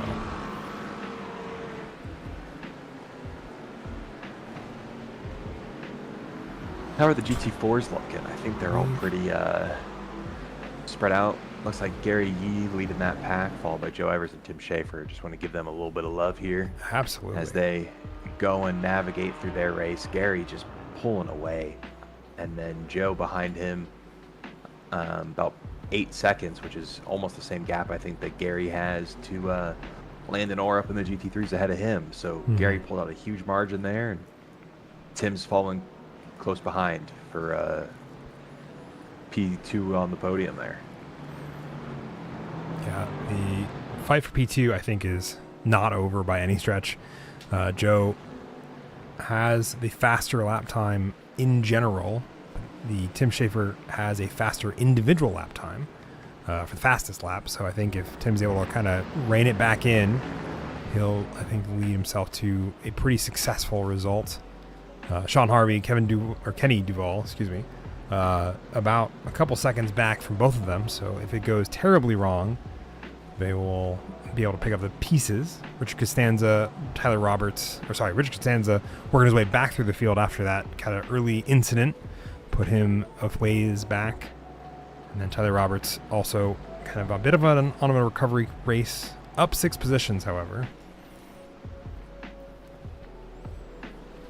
As we look through these last few drivers, Kyle Oravets and Kevin Medina also out for the drive. I believe I just watched Chris acquire 6 penalty points after already getting his 10 penalty points. So I believe he has a double drive-through at the moment, potentially a stop and go. He's missing a rear wing, so I think it'd be pretty easy for him to do that. My question is, how did that happen? Is he he's already missing the wing here. How did he lose the wing? Okay, let's back up a little bit. There you go.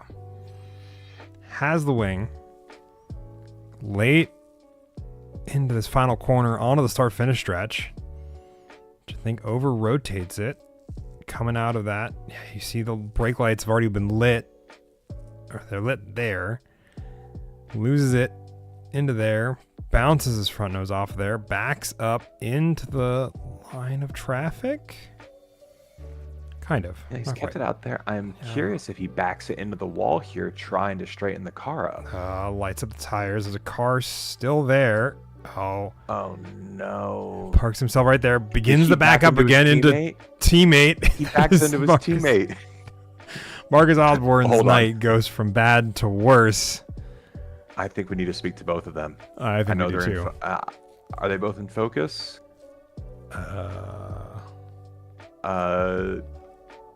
No, they are not in the chat. They were No. in focus earlier.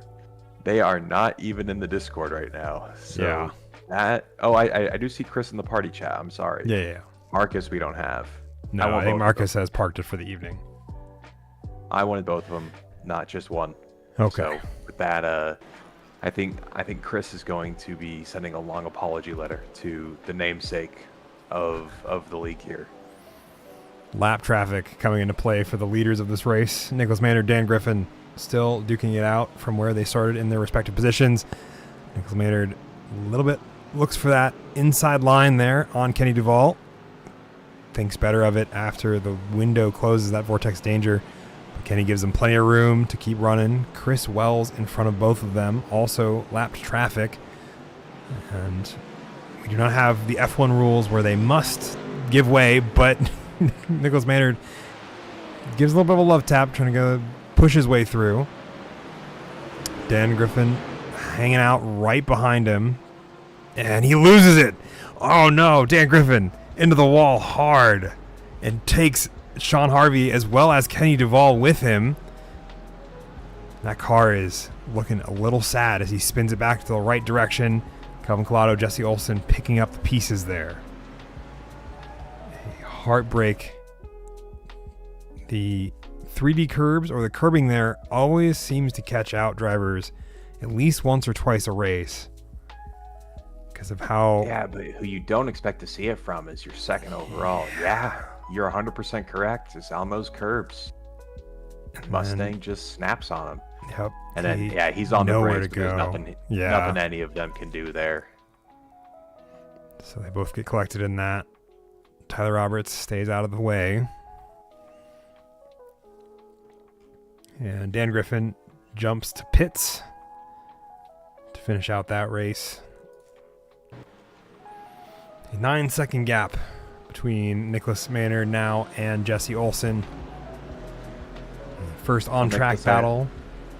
Nicholas, I hope you don't blame us for paying almost zero attention to you for the rest of the evening. Congratulations, sir. That is a large gap. That is a large gap, 10 seconds and growing between those. But Jesse Olsen also has a very sizable gap to Kelvin Collado, who finds himself on the podium, probably a little bit unexpectedly.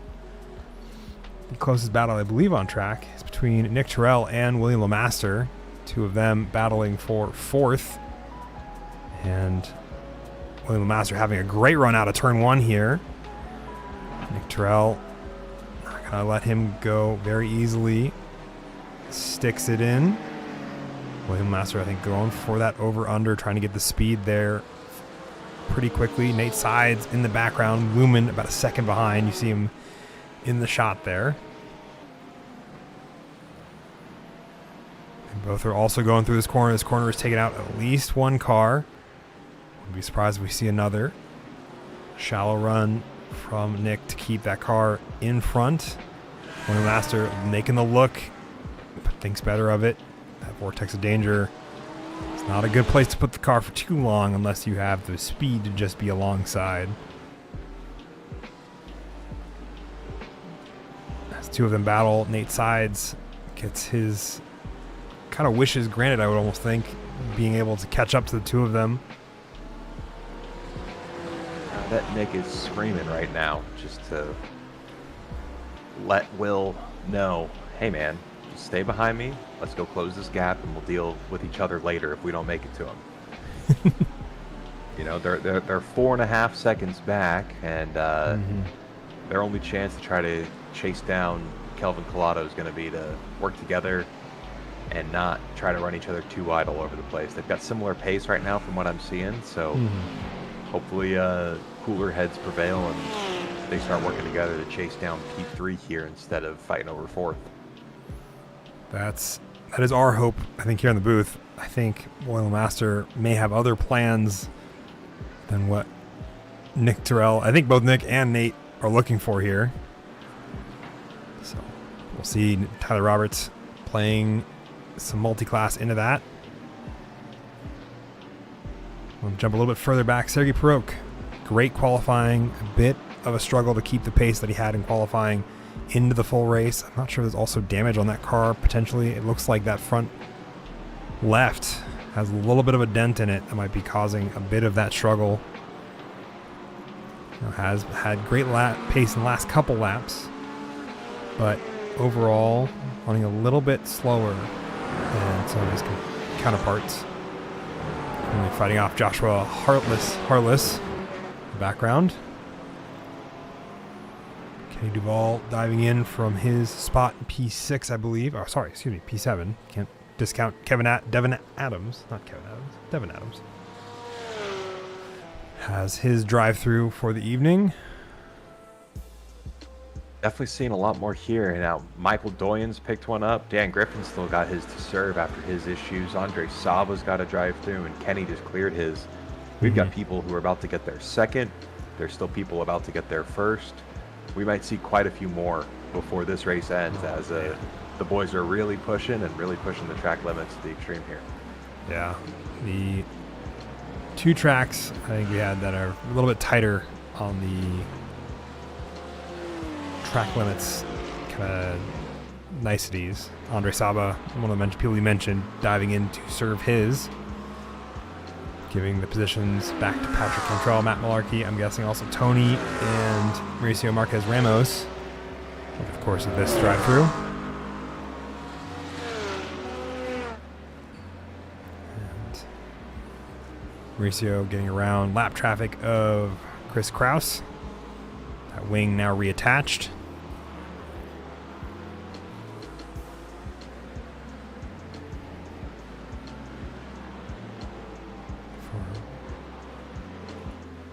Battle here for fourth. Still some of the tightest action on track, though Aaron Claybaugh might be catching Luc Plaisance. I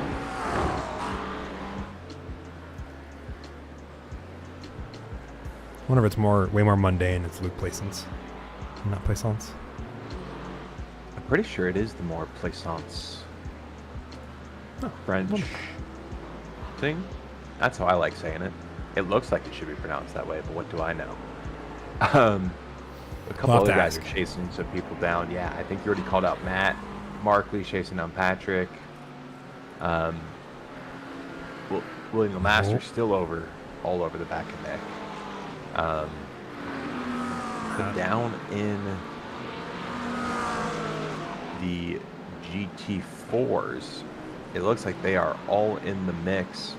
But Joe Evers is ever so slightly catching Gary Yee. So we'll see what happens there, because Joe is starting to reel him in. It looks like just a tiny bit. I don't know if he found some pace, but we'll see what happens down in the GT4s the rest of the evening. Absolutely. Take a quick look at Gary Yee, kind of off on his own, but that gap, like you said, closing ever so slightly.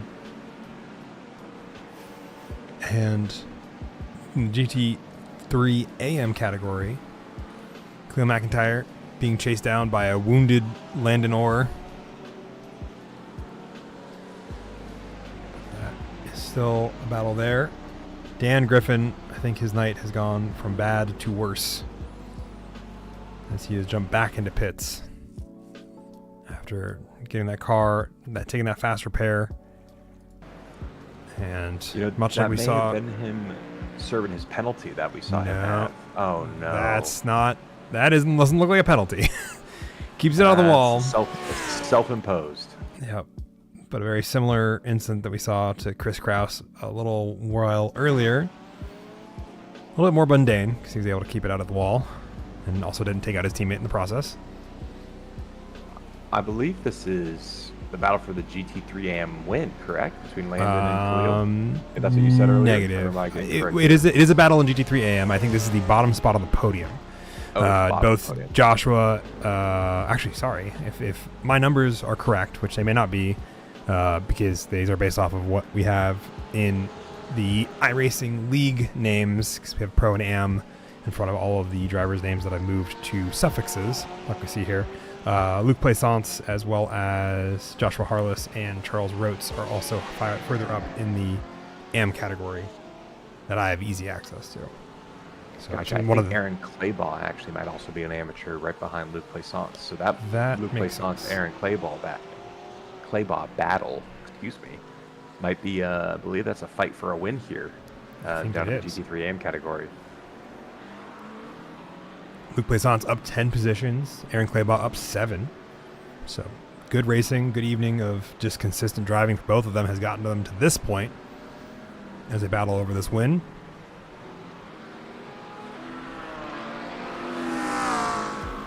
Now, I know we talked about it a little bit. I'm curious what the inverse looks like when a mid-engine car is trying to pass a front-engine car in the GT3 category as they got to work their way through multi-class of Gary Yee, who gets punted by Luke Plaisance into the wall and spun around. Oh, no, and that is your GT4 leader as well. As well as and Matt Malarkey. It's all kicking off. Matt Markley, excuse me. I think getting spun by, maybe not intentionally, but by Patrick Cantrell. See if I can dive back a little bit, see where this all kicked off, where Gary Yee went off track. Gets a little off kilter. Luke Plaisance trying to dive for the inside. Gary Yee holding his line. He just gets punted, slammed into the barrier, spun around. Thankfully, the rear engine car makes that a little bit less of a danger, if it had been a GT4. Then if we hop over to Matt Markley, that was Tony Caicedo, not Patrick Cantrell. I believe also involved in that. I wonder if the speed differential there, as Matt Markley is trying to avoid the GT4 that's off on the inside.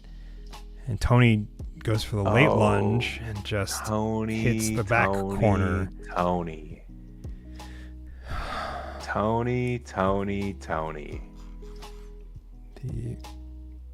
I think Matt Markley is going to be looking for an explanation for that one, and he may not get it. I would like to believe that is the case. Tony Caicedo, Luke Plaisance both in to serve their drive-through penalties. Luke Plaisance, I think, is in for service of some kind. Maybe a splash and dash. So Victor Costanza. If he needed a splash there, that puts Aaron Claybaugh into the firm lead of the GT3 AM category there. He's now, I think, kind of in a bit of a no man's land, probably happy to be there with only 2 minutes remaining. Yeah, absolutely. This race has been busy. 2 minutes left and a commanding lead of 13 seconds for Nicholas Maynard. I think it is going to be a pair of victories for Nicholas Maynard to start out the season with. A good way to get his points totals nice and lofty, as well as a good week to use if he has a drop week in the future to keep and hold on. Yeah, right now, I do believe if he double checking his incidents at the moment, but I do believe he is still on for his safety bonus as long as he doesn't get any more exits, which will be max points this evening for Nick Maynard. 2 wins, 2 safety points. It's a great start to the season for him. Very nice. So, take a look at one of the few kind of battles on track at the moment. Mauricio Marquez Ramos trying to get around a Patrick Cantrell, still missing the bumper. Must not be hurting him too badly.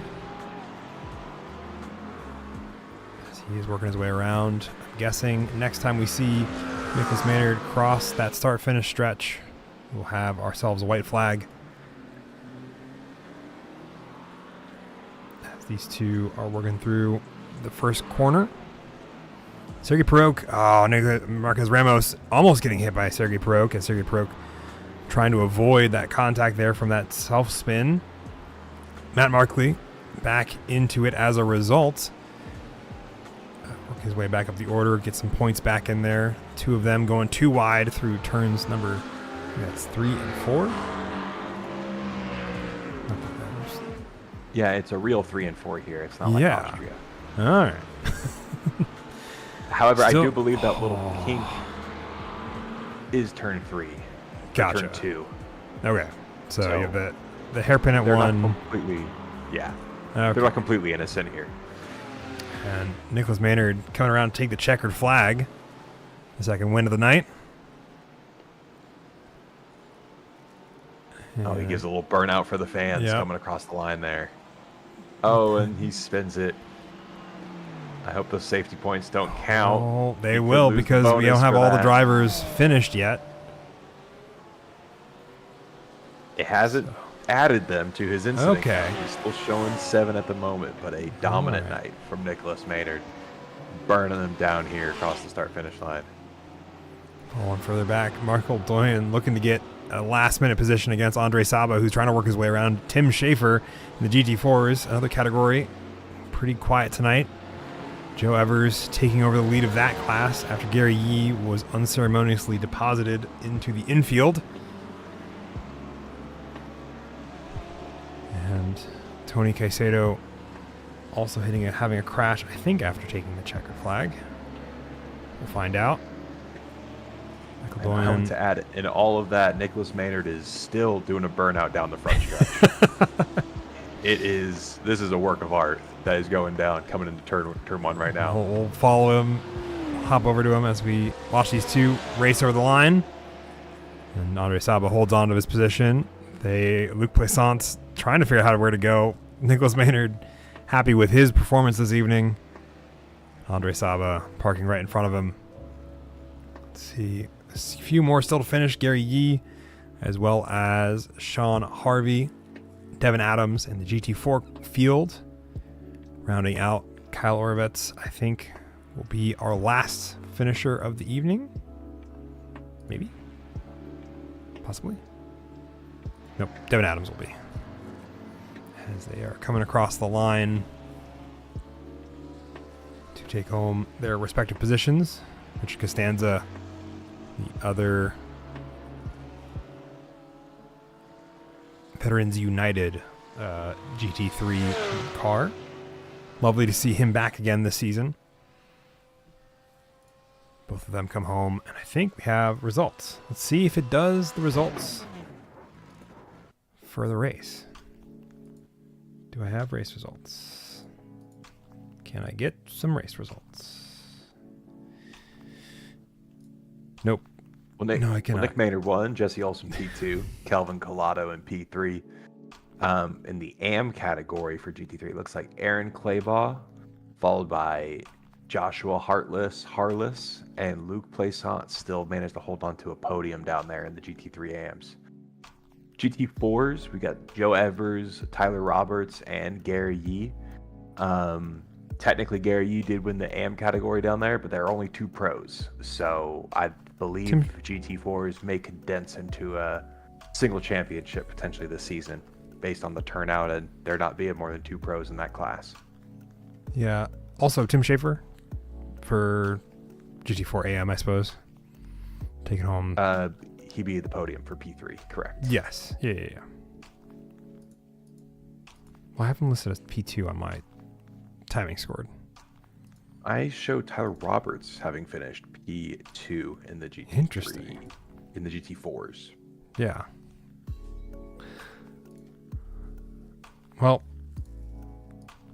anybody who can we give a good chit chat to this evening? Well, we From could our pull Joe podiums. if we'd like to. Let's do it. Let's have the result. He's his first win of the evening. focus. I'm going to pull him anyways. All right. Joe, sorry to pull you out of the focus chat, but you are the GT4 winner this evening. There are no other podium members from either class, I think, currently in the Discord besides Tyler Roberts. So how do you feel? Big win on night 1. I'm pretty psyched. I mean, I'm bummed for what happened to Gary. I think, yeah. I mean, he was just killing it, and yeah. I think Gary, the guy that was in the lead. Yeah, Gary, well, he got ran over. Okay, that's kind of what I figured. Yeah. I don't think there's any other way to put it. But yeah, it was a fun race. I don't love Hungaroring, but it was fun. Yeah. Going on with the win definitely makes up for, I know you had some issues at the Red Bull Ring. I would say before the checkered flag, already having big contact isn't the way to start your evening or your season, but good recovery here in race 2. And we hope to see you up on top of the scoreboard for a lot of the races this season. Cool. Thank you.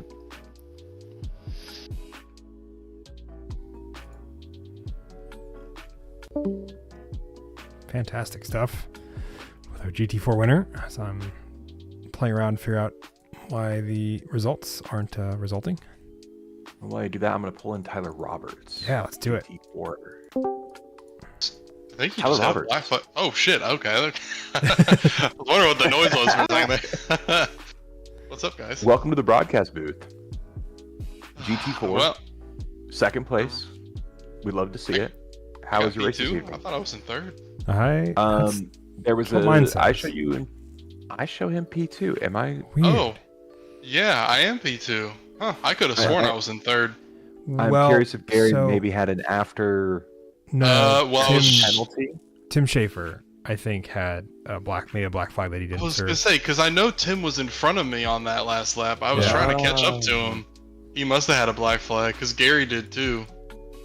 He must have had an issue. Well, Tim Schaefer, I show finishing with 11 incidents. It would be a real shame if he had 9 and got a 2x after the flag that gave him a penalty.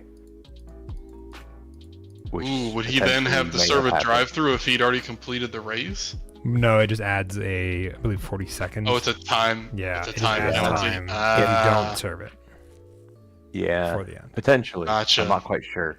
Yeah. That would be rather unfortunate if that was the situation. But anyways, I do show you P2, so congratulations. How was your Nope. race this evening? It was. I botched my qualifying as usual.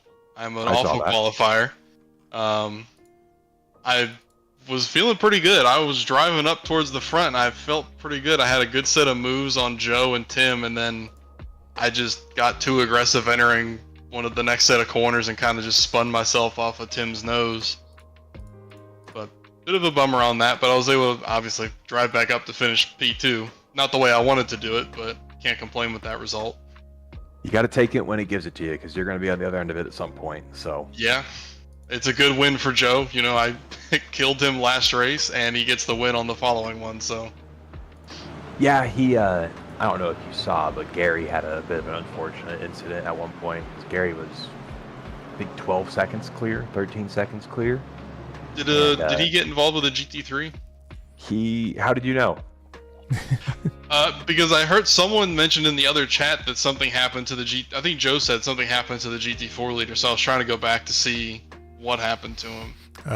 Luke Plaisance wanted the inside line that Gary was already in, and the two made contact as the speed differences became the issue there, and punted him into the infield after turn number 5, I want to say. Yeah, that's a bummer. I think Gary will be a good addition to the GT4 league. He seems like he's got some good speed. But I think he was. Did he win the previous race? I can't remember who No. won the previous one. Gary did not. I believe Kenny Duvall won. the Yes, previous Kenny Duvall race. did, but I think he was okay. second. I was saying, I But know he was Gary- up yeah. front. And he had big issues at the Red Bull Ring. Was he one of the cars that spun? He got spun at the start, yeah. So Yeah. he came all the way back from that. He managed to keep it out of the wall, it looked like, from what we saw. So drove through the field after that. A lot of black flags tonight. Were track limits an issue for you, or? More so at Red Bull Ring, although I was not paying attention to my incident count, and I did give myself a drive-through towards the end of the race here. Yeah, Which I'm looking I'm- at it. One, Shocked 2, 3. that I managed to come back to P2, because I thought right then and there, I was like, maybe I get lucky with a top 5. But I just got kind of careless with my off tracks. That's weird though, it didn't feel like I was getting a ton, but I guess with only 10 incidents, they just kind of creep up on you. They creep up, and from doing the counts, if you include the people who got more than one, it was 23 drive-through penalties handed out during this race in a 30-minute period. There were 23 drive-throughs this race? There were 22 God. 21 drivers received them. 2 drivers managed to earn 2. That is crazy. So it was a hectic night for the stewards. We definitely had our hands full up here in the booth. But I I hope definitely you think enjoyed this that track was a much more unknown for a lot. I literally didn't own this track until like 5 minutes before the race. It's a great track. I actually really like it. I like it a lot more than Red Bull Ring, that's for sure. I was saying that before the broadcast. It's there's more places where you can do something as a driver, whereas at Red Bull Ring, it feels very much just like get the nose in, power down, get the nose in, Yeah. power down. Exactly. This track felt wider. Like there's multiple corners where I felt like I had good overtaking opportunities if I set it up right. Certainly rewarding. Well, I appreciate that, Tyler. Thank you very much. We hope to see you in here a few more times this season. Yeah, hopefully I can keep it up front. Yes, sir. That was Tyler Roberts. Comes on P2 after, I believe, like we talked about, a post-race penalty for Tim Schaefer, which puts him down to P3. I don't think we have anybody else on the podiums for tonight available to us for interviews. So we will, I think, be wrapping up the stream. Kevin, first week in the books. What are your highlights, your takeaways that you're looking forward to as we go into next weekend's race at Spa in the Wet? I think Spa in the Wet's going to shake a lot of things up. We did see Nicholas and Dan kind of run the field tonight, though. Dan made a mistake in that second race, and that cost him quite a few points. This probably will end up being a drop week for him, all things considered at that point. So I expect to see more of those two up front. Hopefully we see some other drivers mix it in with them. Don't let them run away with the race the way that they did in this second one this evening, though. Nate was giving them a run for their money until his sim had an issue during that first race as he was leading at the time. So excited to see the front of the GT3 field continue to evolve. I feel like with the caliber of drivers up at the front there, mistakes are going to be really costly this season. I know that firsthand going up against Nick last season. So expect to see maybe some of these small incidents come back to bite some of the drivers as the season goes on. GT4s, two wildly different finishing orders, kind of all shaken up between the two races. So excited to see how the points look after this race, and hoping to see kind of a good mix of drivers. Two different winners down there tonight. Hoping to see maybe a third different winner next week. You never know. And hopefully some more cars out there too. I know eight's a good number. We had, I think, 30 cars in the second race, 34 in the first. Hoping to continue to see healthy grids and hopefully some mixed results, especially next week in the wet. Certainly. With, I think it was 37 in the second race, which is super exciting. I think it was 39 in the first. A good number of cars. And I think that's going to be make for some very interesting racing, especially when we get into the wet of next week. I'm excited to see how many more GT4s we can get over the course of the season. I love GT4s. I don't see them enough in iRacing leagues. And I was super excited when we involved them a couple seasons ago. Excited that they're back this season. I think with only 2 GT4 Pro members, I think it'll turn into a one class championship, like you said. We'll have to see how the next couple weeks go for them as they go through the Spa in the wet, and then their next round of sprints at Sebring and Road Atlanta, which I think will be a fantastic pairing as well. But I think that comes down to the end of the broadcast for us. Kevin, thank you for joining us for the first week of 8, or probably 9, I think, with our special event in the middle of the season is going to be my guess. Yep, will be a 9-week season special event after week 4. I don't know if all the details have come out about that yet, so stay tuned to see what the admins are cooking up for the special event. Where's a good place for people that want to learn more about this league to go to if they feel like this is something they want to go at least be a part of in some capacity? I do believe that the Discord link is below, so I'm going to do the YouTuber thing here. Go check the link below. Hit that like button if you want to see more OMEC in the future, but drop by the Discord. You can register for the league, or we have plenty of members who are also just kind of there because they're here watching and like to be in the know for what's going on with the league. We welcome all types of drivers. We have in the field tonight from 5K down to 850K, so wide range of skill levels, all battling it out in their respective classes. So we always love having drivers around, so if you want to hop in, come on by, go click the Discord link down below, and we'll have a registration link for you to get into the league in iRacing. Fantastic. And then we will see you all back here next time in a week's time for Spa in the Wet. I've been Fettuccini alongside Kevin Hayes, giving you the broadcasting commentary for the first round here of OMEC Season 11 at the Red Bull Ring and Hungaroring for the back-to-back, or the first sprint weekend of the season. There we go. Those are words. Thank you all very much for watching. We'll see you all next Tuesday for round number 2 at Spa.